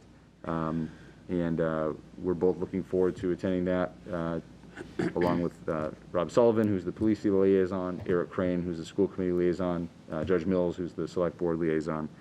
So I think we'll have some discussion that night about recent events and looking ahead and getting some feedback from the Human Rights and Inclusion Committee and talking about the position that's advertised. And then Saturday, I think details are still coming together, but the Danvers Interfaith Council is trying to put together an event on the grounds of the library in the late afternoon, early evening, really just for people to come together for the purposes of healing and for the purposes of camaraderie and really just an opportunity to come together and have conversations with each other. And the final update I'd offer, we are looking ahead to the first meeting in December, where we have our values have been approved by the state, so we're prepared to come on December 7th to talk to the board about the tax classification. For those who have not been through that process, or really for anybody, we'll be extending an invitation in the next week or so for anybody who wants to come in and meet with Rodney Conley, our finance director, and John LaBelle, our chief assessor, just to get a better understanding of what the options and the responsibilities are associated with that. But we're looking at December 7th for that. And I think that's all that I have, Mr. Chairman. Comments on the town manager's report? Can I Yes, ask, please. Mr. Chair? Steve, would say Rodney or John maybe have like a time that anybody, like maybe in here, anybody could come, to talk about the tax classifications or video it or Zoom it? I mean, that would be nice. They'll present in this room to the board us, on the right. 7th. Okay. But if any of the board members want to sit down with the two of them prior to that meeting, just to understand the board's role. Okay. But anybody who wants to come to that meeting can fully participate in that meeting on the 7th. Mm-hmm. And then I had a comment about the Essex Tech, and it is very costly for us. It is a great school. It is. I think us as a town, I think what we could do is maybe we could look at having more programs to keep the students at the school, you know, strategic planning, so they don't want to leave Danvers Public Schools, you know. There's a big need for the trades, I think, at the Essex Tech, which a lot of the kids really do like. And I like Dan's comment about, you know, no parent should have to worry about, you know, the children should be able to go where they want to go. And it's such a very good process that the tech does put the student through, because it's very hard to get into that school. I mean, we want to keep our schools good too, so I don't know, maybe it's something that we could do some kind of a subcommittee and talk about, you know, what we can do to retain the students at Danvers High. I mean, I'm a Danvers High School graduate, I loved it, and I've had 3 kids, and 2 of them went to Danvers High School, and the last one went to the tech, and I said, what are you doing? You don't go to Danvers High School. But the education that he got out of the tech was very good, and I'd like to see us maybe look into with the school committee, or I don't know how it's going to work, but bring some programs to keep the students there. I don't know how that would work. I can offer a couple, just sort of some of the background and context. So the purpose of the tech is so that each individual school district doesn't have to spin up its own versions of the programs they run. So there's an economy of scale. Danvers doesn't have an automotive center or the programs, and the concern. So the issue that came up a couple years ago, the town sent a letter in February of 2020, and I spoke to the mayors and the managers in the region, and the concerns with the admissions at the tech kind of broke into 2 camps. The cities had concerns about equity and fairness in terms of the students that were being accepted. Their concern is the students being accepted by the tech don't look like the general student population in Salem and Peabody and elsewhere. So they're concerned that the tech is, the term that some have used is skimming off the top, but they're choosing students that demographically don't look like the school. The smaller towns' concern is more aligned with Danvers, which is we work incredibly hard. Most all of the major budget drivers we have, we can control to some extent. When several years ago we spent 24 months redesigning our health plan because it was becoming unsustainable for us.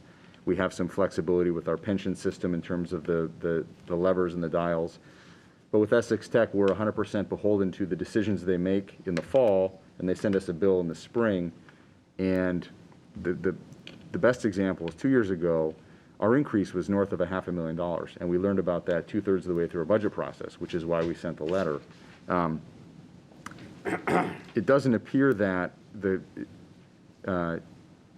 issue, so the question we asked was, is there a goal with respect to the makeup of the student body at the school?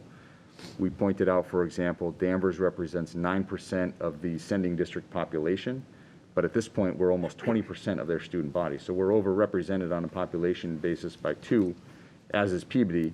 Some districts are grossly underrepresented just using that metric. So our proposal was, talk about it. This is our idea. And as best we can tell from the minutes on the website, it was discussed at one meeting, and at the very next meeting, they said they had no interest in reviewing their admissions policy because they thought it worked perfectly fine. Which is why this spring, the chairs of the school committee, the finance committee, and the select board met to discuss the fact that the feedback we got was there would be no, frankly, consideration of the request. And so the advice we were given by the superintendent 2 years ago was, you can essentially adopt a policy like that for yourselves if the school itself won't. And that's what we're going to discuss on Thursday is, I think, I'm going to go answer questions. I think finance committee members are particularly interested in why the process wasn't, where was the discussion, what are your thoughts on our proposal, because we've had no feedback of any sort. If I might, board members, I'm going to be out of town. I have to go away for personal business starting tomorrow. I'll be out of town for a couple of weeks. Certainly available by email and phone, but I would ask for some of the upcoming events that if members choose, please, to reflect the select board support in some of these. I would want to be at this one. If I was in town, I would. And I'm gonna take a slightly different tack than I think Dan. I don't want to tell a parent, no, you can't, kid can't go there. But I think I am the product of a vocational school. I went to Greater Lowell Regional Vocational Technical School, took data processing, and that set me up for life. It was my launching pad. I believe in the mission of vocational education, technical education.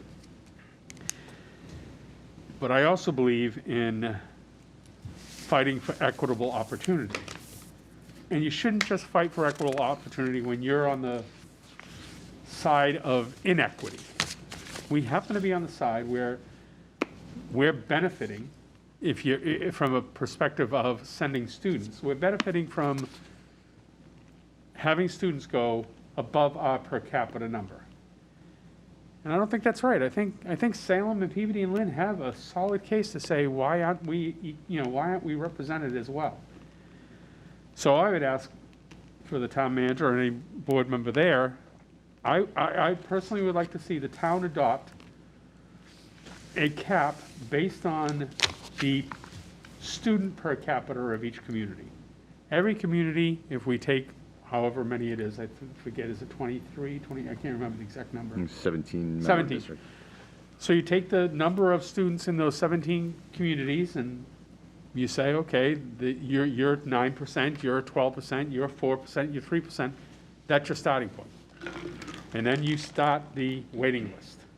And you basically say, if community X isn't going to utilize all of their per capita, there's the waiting list. And you start finding an equitable way to apply that.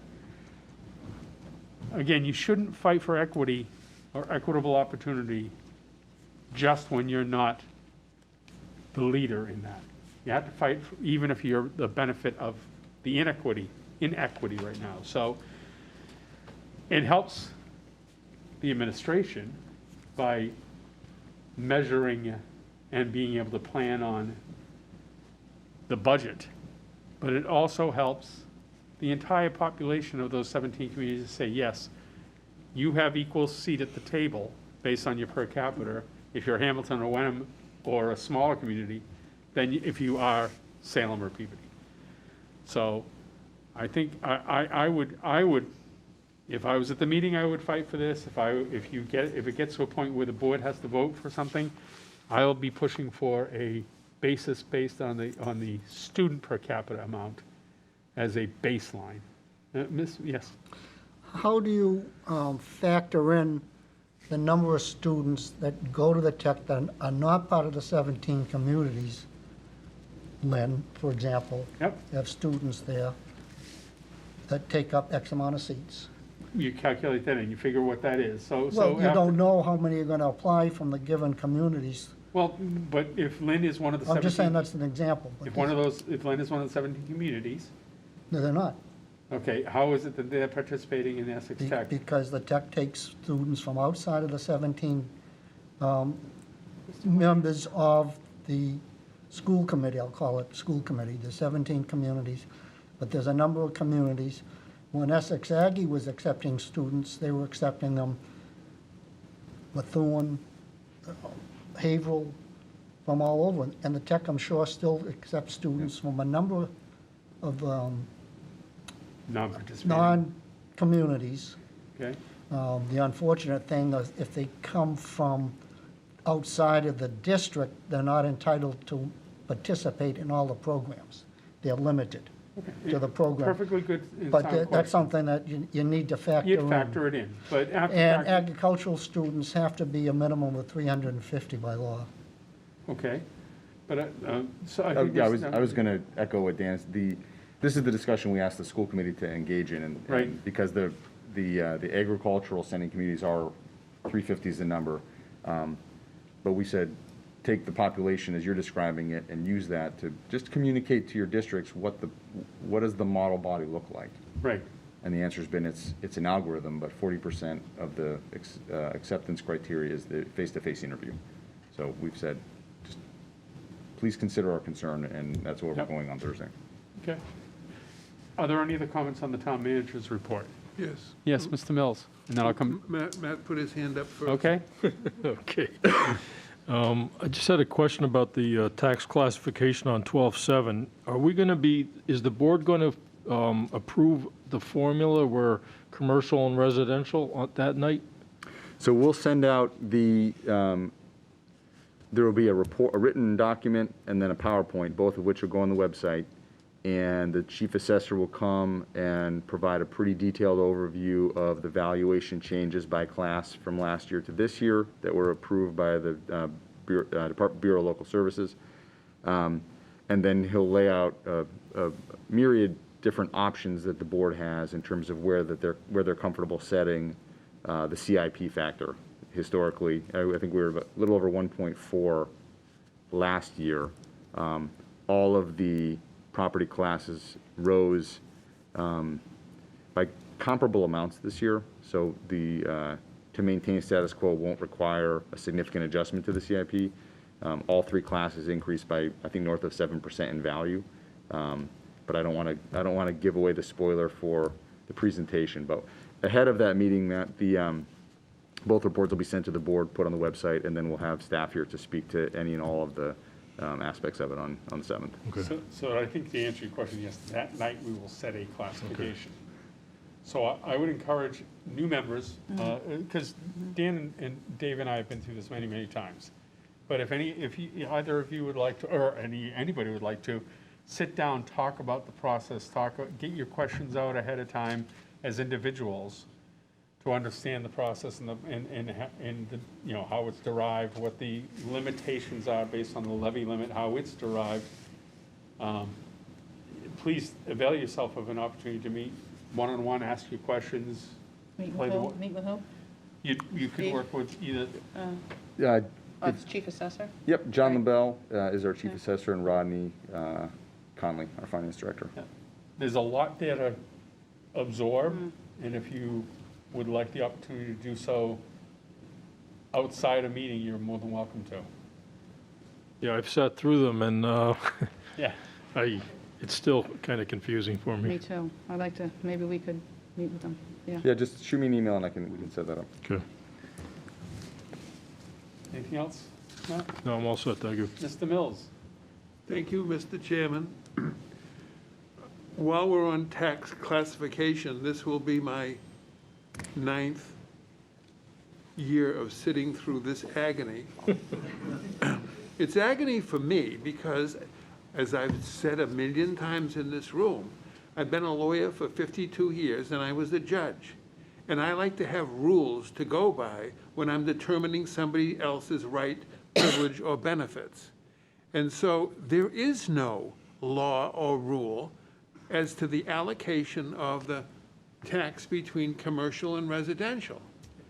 It's whatever we end up thinking that we want to do, and for the last 8 or 9 years, we've usually said, okay, last year we did A, B, and C, let's do it again.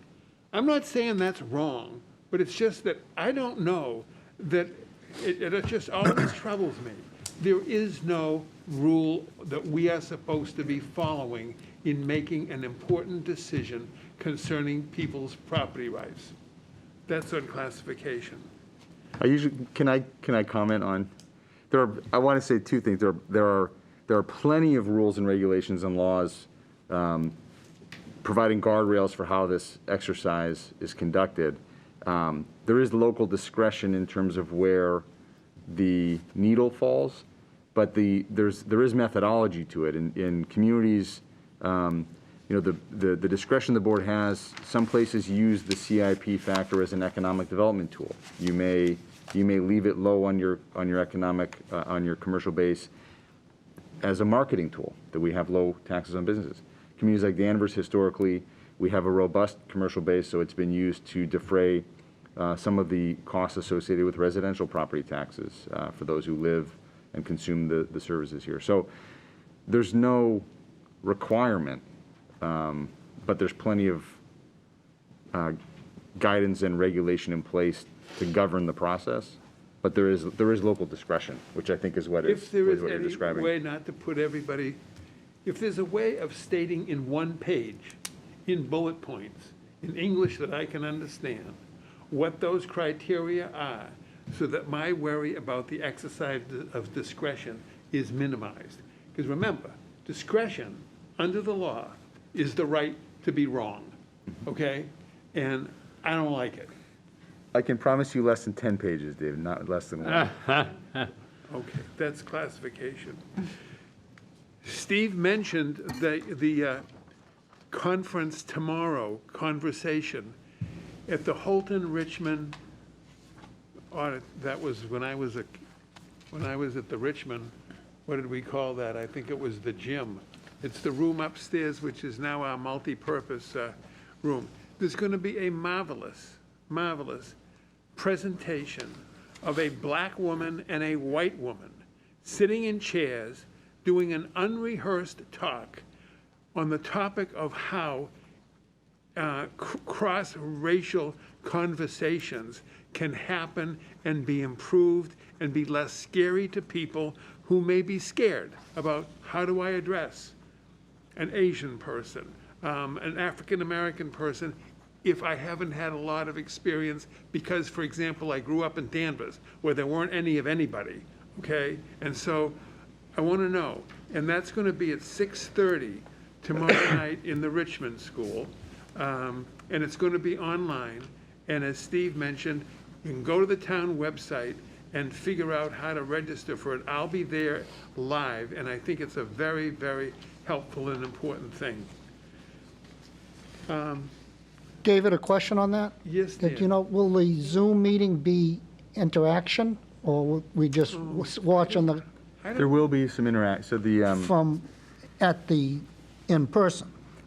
my understanding is that the event toward the end will have breakout rooms where people can talk about what they're hearing, and the way that they've modeled it is that the Houlton Richmond will essentially be its own breakout room. So there will be interaction, but for the parts where the two speakers are engaging, it'll be projected so that the people who want to be there together to listen to that.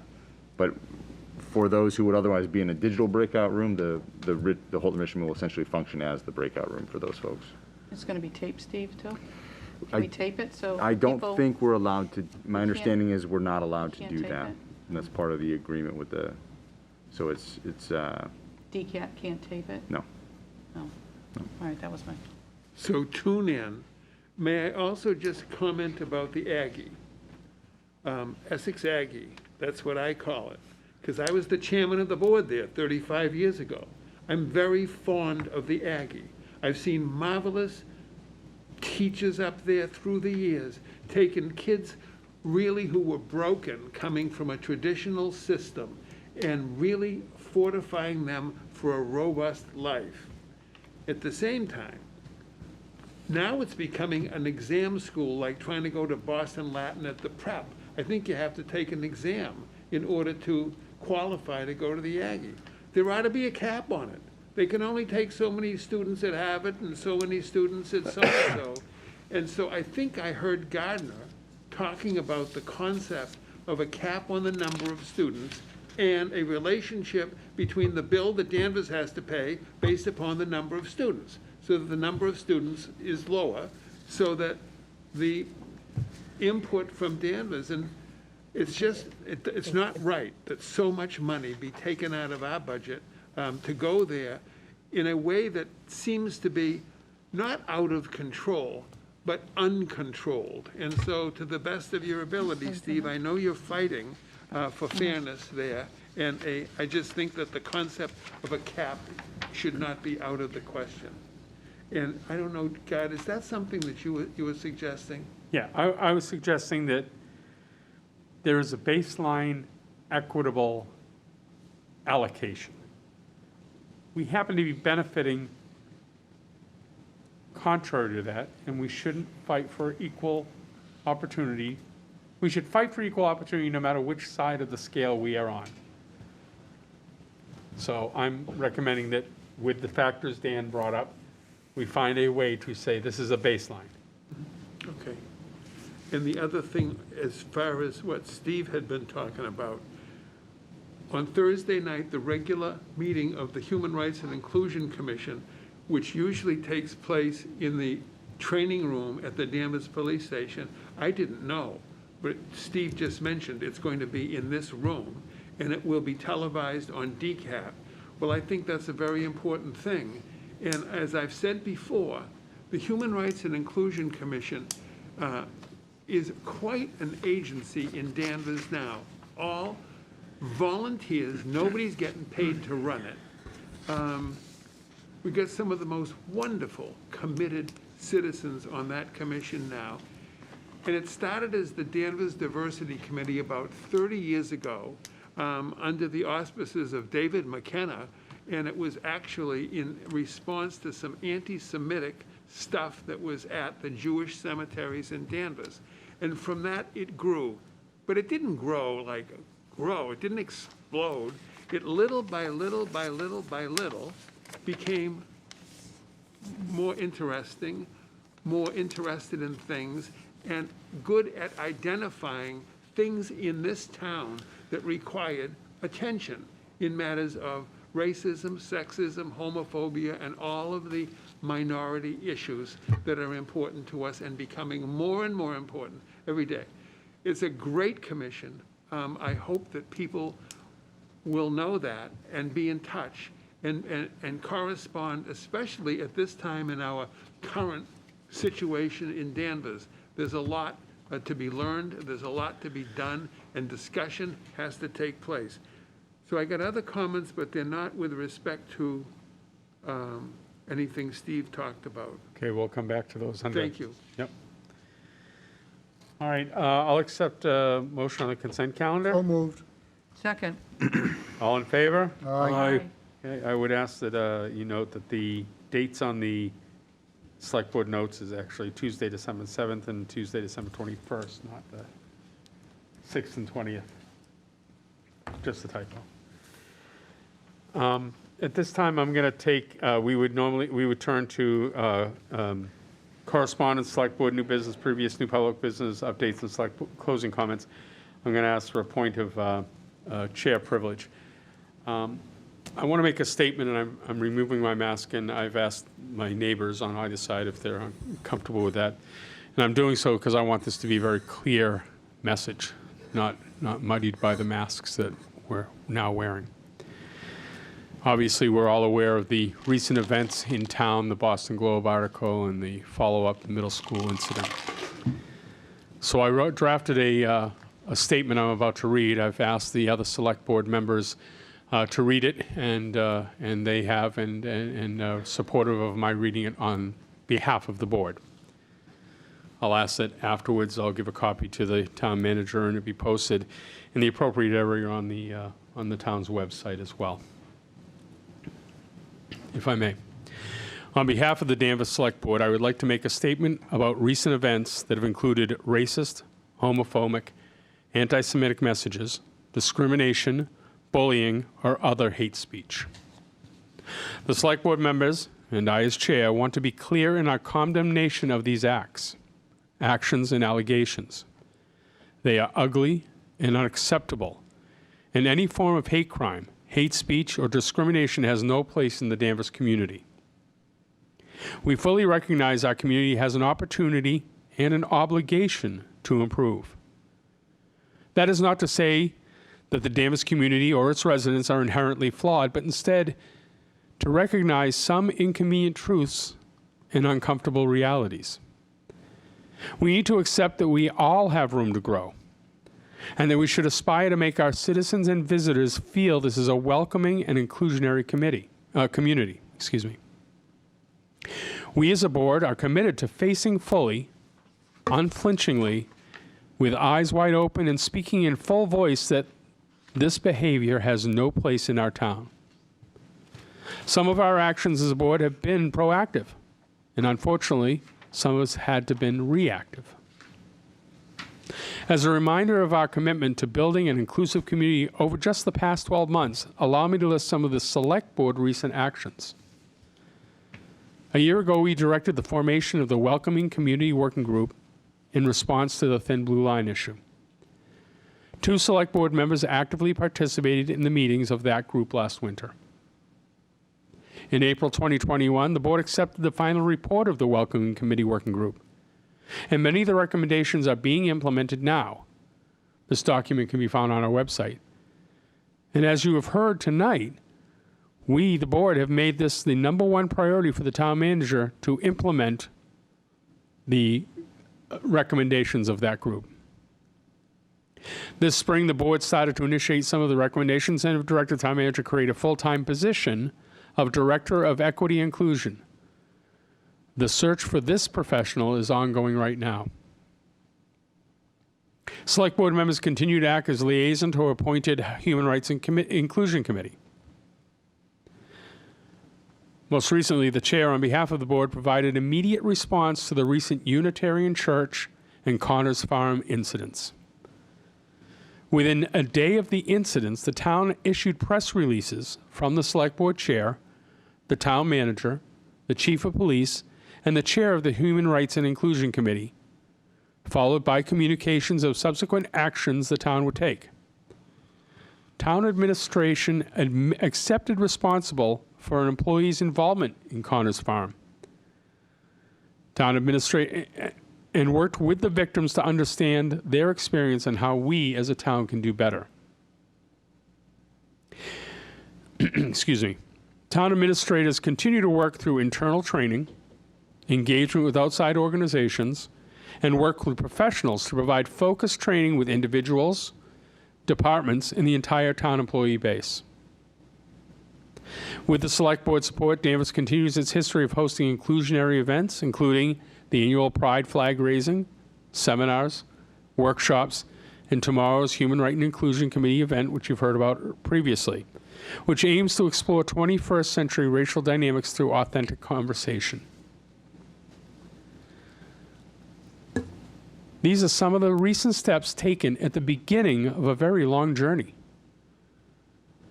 There's been some concern over the response, or lack thereof, from the Select Board on the recent Boston Globe article in the middle school vandalism. But allow me to explain.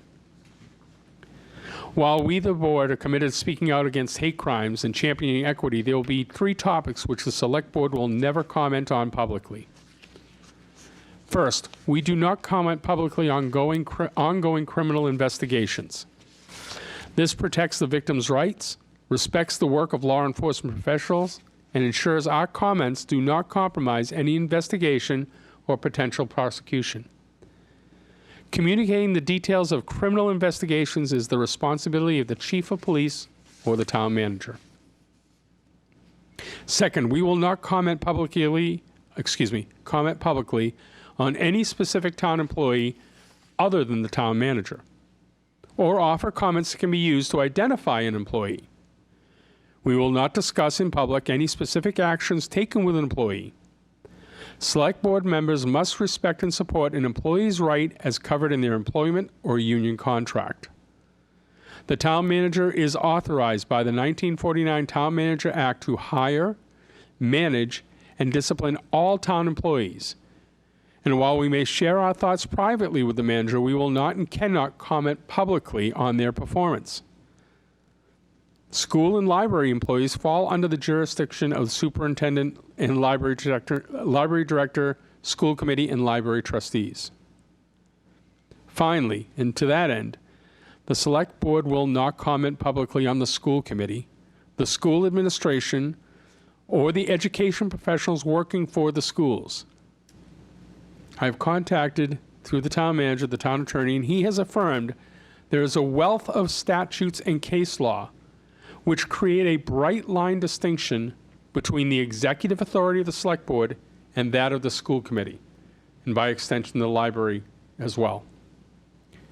These are independently elected boards, and we cannot influence the other independently elected boards. While the 2 separately elected boards work together often to support each other's independent missions, publicly commenting on how the school department or school committee should act or react in any school-related issues, especially with the knowledge of legal counsel or confidential information that may have to be reviewed in rendering the decision, would be inappropriate and illegal. The short answer is, we can't speak about the schools and their actions. It would cause an illegality for us to do so. Communicating the details of a specific school incident, student, administrator, or professional educator's actions, or the response to those actions is solely within the jurisdiction of the superintendent of schools and the school committee. In closing, I hope the public will understand that our lack of comment on specific crimes, town employees, or school issues should not be construed as tacit or silent approval. The members of the Select Board, to a person, abhor the events of late and stand firmly in support of continued efforts to make Danvers a more inclusive, equitable, and welcoming community. Thank you. Thank you, Mr. Chairman. Thank you. I'll now invite the board members to comment on the statement that was read, and then we'll go back to your closing comments. Is there anybody who wants to add to the statement I read on our behalf? I'll start. So, thank you, Mr. Chairman, for sharing that statement with the public, because I think I've received a number of emails and phone calls over the past several weeks, and some of the requests were kind of like you mentioned, we have to operate within a specific framework, and so questions about why we're not more involved with the school committee or with the administration, it's kind of out of bounds for us. And it's, as you mentioned, it's not that we don't care, it's just we have to kind of walk a narrow line. So I agree with the tone and the content of the statement, and I look forward to posting it on the website and sharing it with the community. I think it's a positive message, and I'm sure that we'll, as more information becomes available, we'll provide other statements as well as needed. But again, I think this is very useful, and rather than answering these messages individually, it's best to have a message that is well thought out and it kind of it applies across the board. So thank you for sharing that again. Thank you. Selectman Mills. Mr. Chairman, your work in drafting and presenting this statement, you may be able to read it in less than 4 minutes, but I suspect it has taken you more than 4 days to do the work to state this situation succinctly and in accordance with law. I applaud you. I also applaud the town manager, the chairman of our Human Rights Commission, the chief of police, the you as chairman of the board, and the school superintendent for responding to situations, not just this one, by the way, situations in Danvers of a very delicate nature, which are very, very important to me, personally. For your effort, for Steve's effort, and for the efforts of the others, to speak clearly who we intend to be means a lot to me. Thank you. Thank you. Anybody else? I'll comment. Gardner, thank you for that statement. You know, it's been a sad time in Danvers. We can all admit that. You know, we don't want it in our town.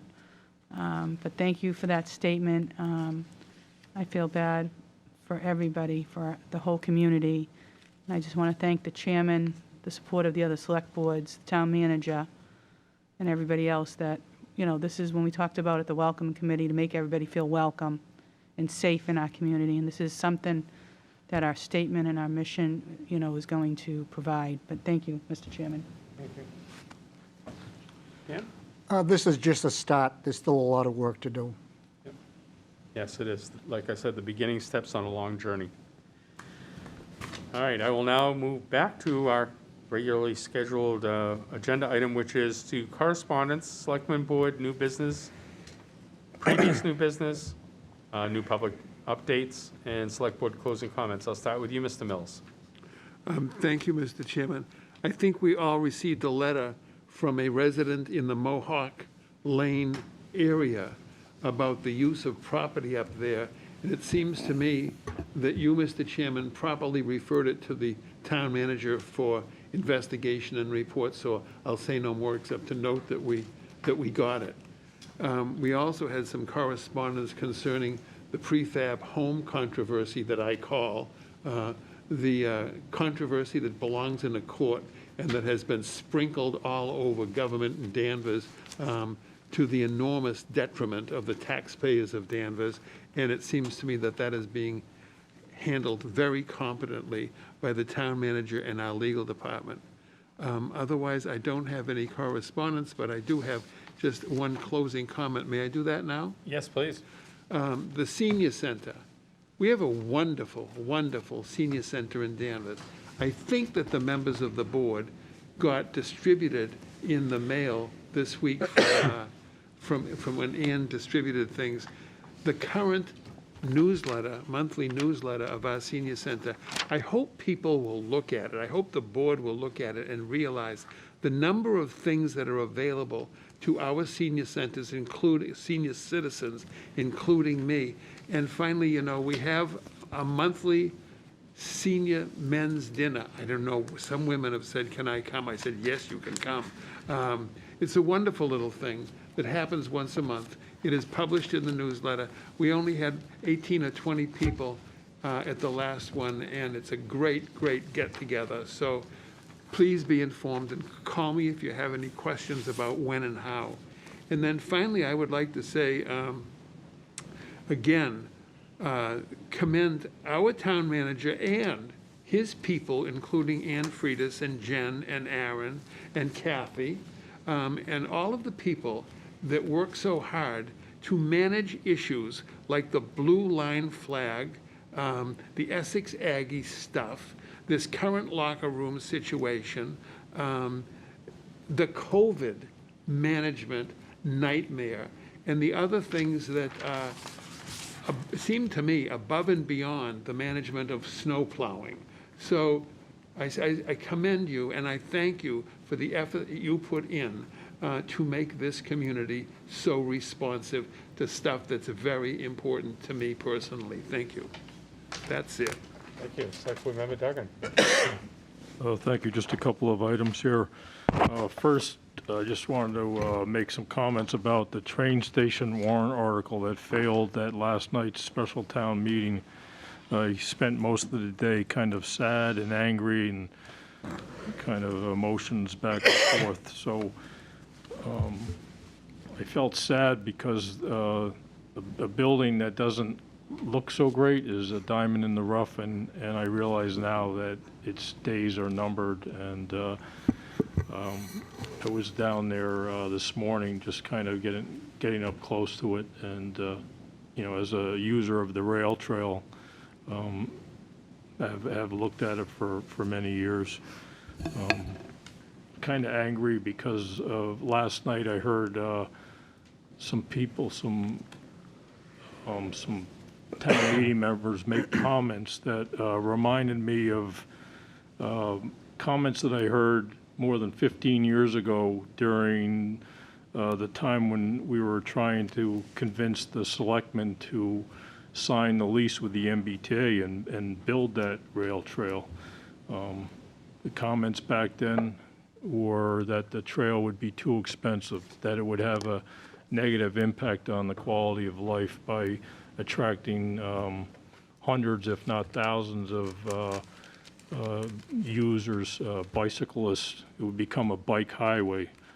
And I think we all know today that it's a gem in our community and actually brings people together.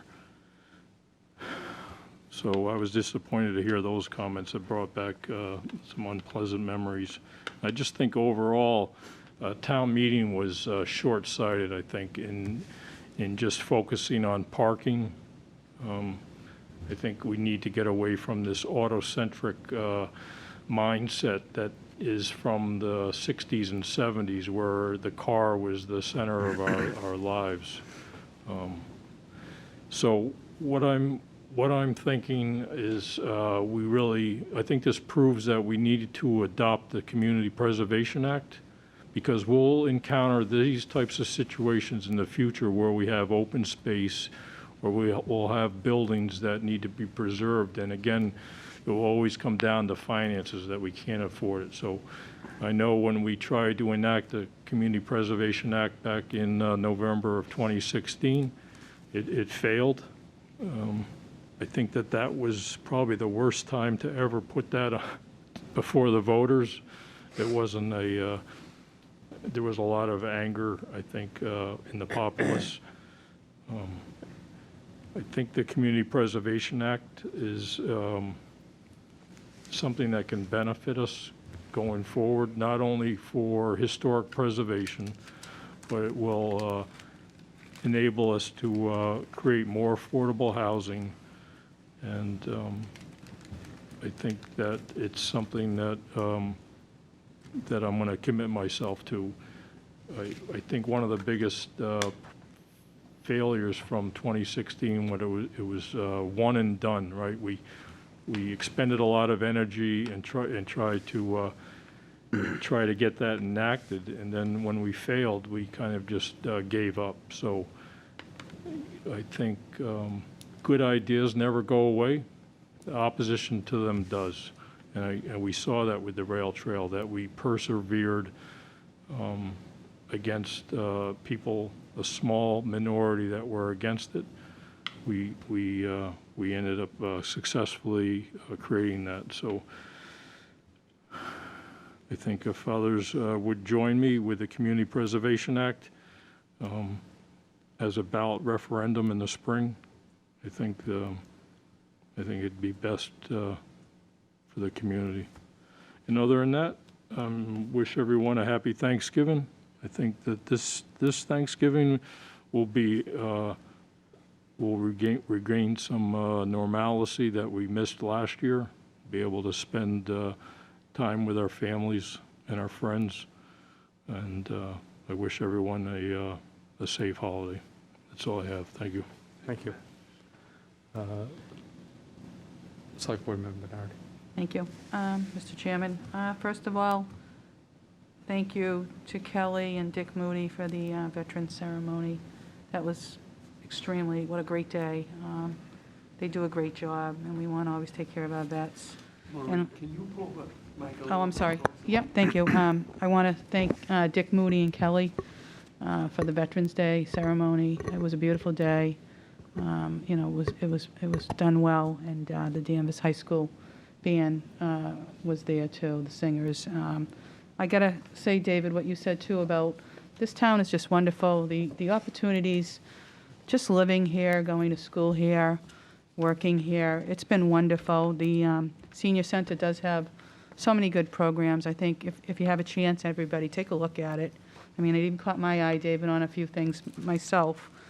The Danvers Housing Authority is doing still very well. We're going through the budget now, and still practicing COVID protocols. So Cindy Dunn and her group really does a good job. And Matt will be taking over more so on the rail trail. So comments that he has for the rail trail, that's a great group, and I will participate and sit in with that group. But I'm going to see if Matt will want to take over that committee too, because I think we've been out 5 nights out of the 7 already. But that's it. And I think the Citizens Academy, that was really impressive. I think I asked Dan if I want to go through it myself. So I think I would encourage all residents. I think I'm going to put my youngest son through it too. And that was I really enjoyed that, Steve. What a great job the staff does. And just from myself being on this board and being involved with the community for so long, and seeing, you know, Lou George here and Nova and everybody, and Bill, you know, you're wonderful to always get up and ask the questions. But I just think it's a lot that people don't really appreciate. And even though there's been bad lately, there's so much good to happen. So I want to wish everybody a happy Thanksgiving too. Thank you. Thank you. I'll go and then ask Dan to wrap up. A couple of things. First, I also want to wish everybody a happy Thanksgiving, a happy holiday. Enjoy your families as you can. And Select Board Member Duggan brings up a good point about the CPA. And one thing I've come to, there's no decision that's made that can't be reconsidered.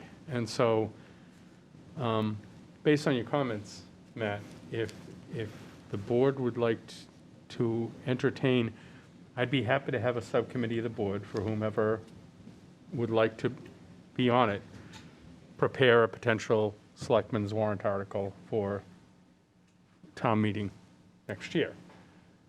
Obviously, some research, some, I don't want to call it marketing, that's not the right word, but information that would be beneficial in helping people make, reevaluate or reconsider CPA or not. And there were many reasons why it went the way it went last time, and some may still exist, some may not. I think we did lose an opportunity last night. I'm torn. I was torn last night on the floor, obviously. But that certainly would have been more sellable had we had a CPA involvement there. So I lament its loss. I lamented its loss then. If it is the will of the board, we can form a subcommittee about a potential citizens petition. A couple of questions. Yeah. You mentioned town meeting, but it needs to go before the voters.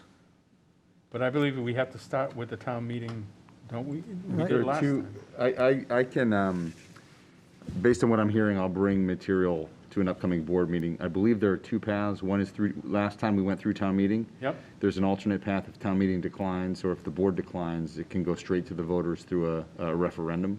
But either way, it ends up on a ballot. It does end up either way. At the end, it always goes to the ballot, but it can travel through the warrant. My recollection from last time was it can go through the board to the town meeting to be placed on the warrant, on the ballot. If there's no support for that, it can go straight to a ballot through collection of signatures to put the question on a referendum. But I can bring the materials and we can. What did we do last time? We went through the town meeting. Yeah. Town meeting to a supported, warrant, Selectmen's warrant to the town meeting to put it on the ballot. town meeting voted to. But you put it on the ballot during a presidential election. It has to be, it can't be on a local election is my But recollection. a state election. Correct, yep. It can? It does not have to be on a federal, because that would only be, So that would be my comment, not to do it in a presidential election year. Well, Or- so I but to think if do we it on form a a- subcommittee and decide, and that subcommittee decides. So that would be November 22, the next state election would be the goal. Which would then play into whether we do a warrant, a selectmen's warrant Yeah. to go to May town meeting in '22 to But I place think on if the your goal ballot is in- the state election in '22, Right. let's, we can put something, I'll I talk think to we the chair should about putting this on the strategize, agenda. and I no can one should update the presume by materials. this discussion that we are committed one way or the other, but except to opening the discussion. I can update the summary information that we reviewed as a board, or that you reviewed as a board in 2016, and prepare that for potentially even the next, because I don't think it'll be a lot of, we still have the files, it won't be a lot of work to prepare that material for the board, including potential timelines. You comfortable with that? Oh, yeah. With the town manager going ahead and starting gathering information for our consideration? Okay.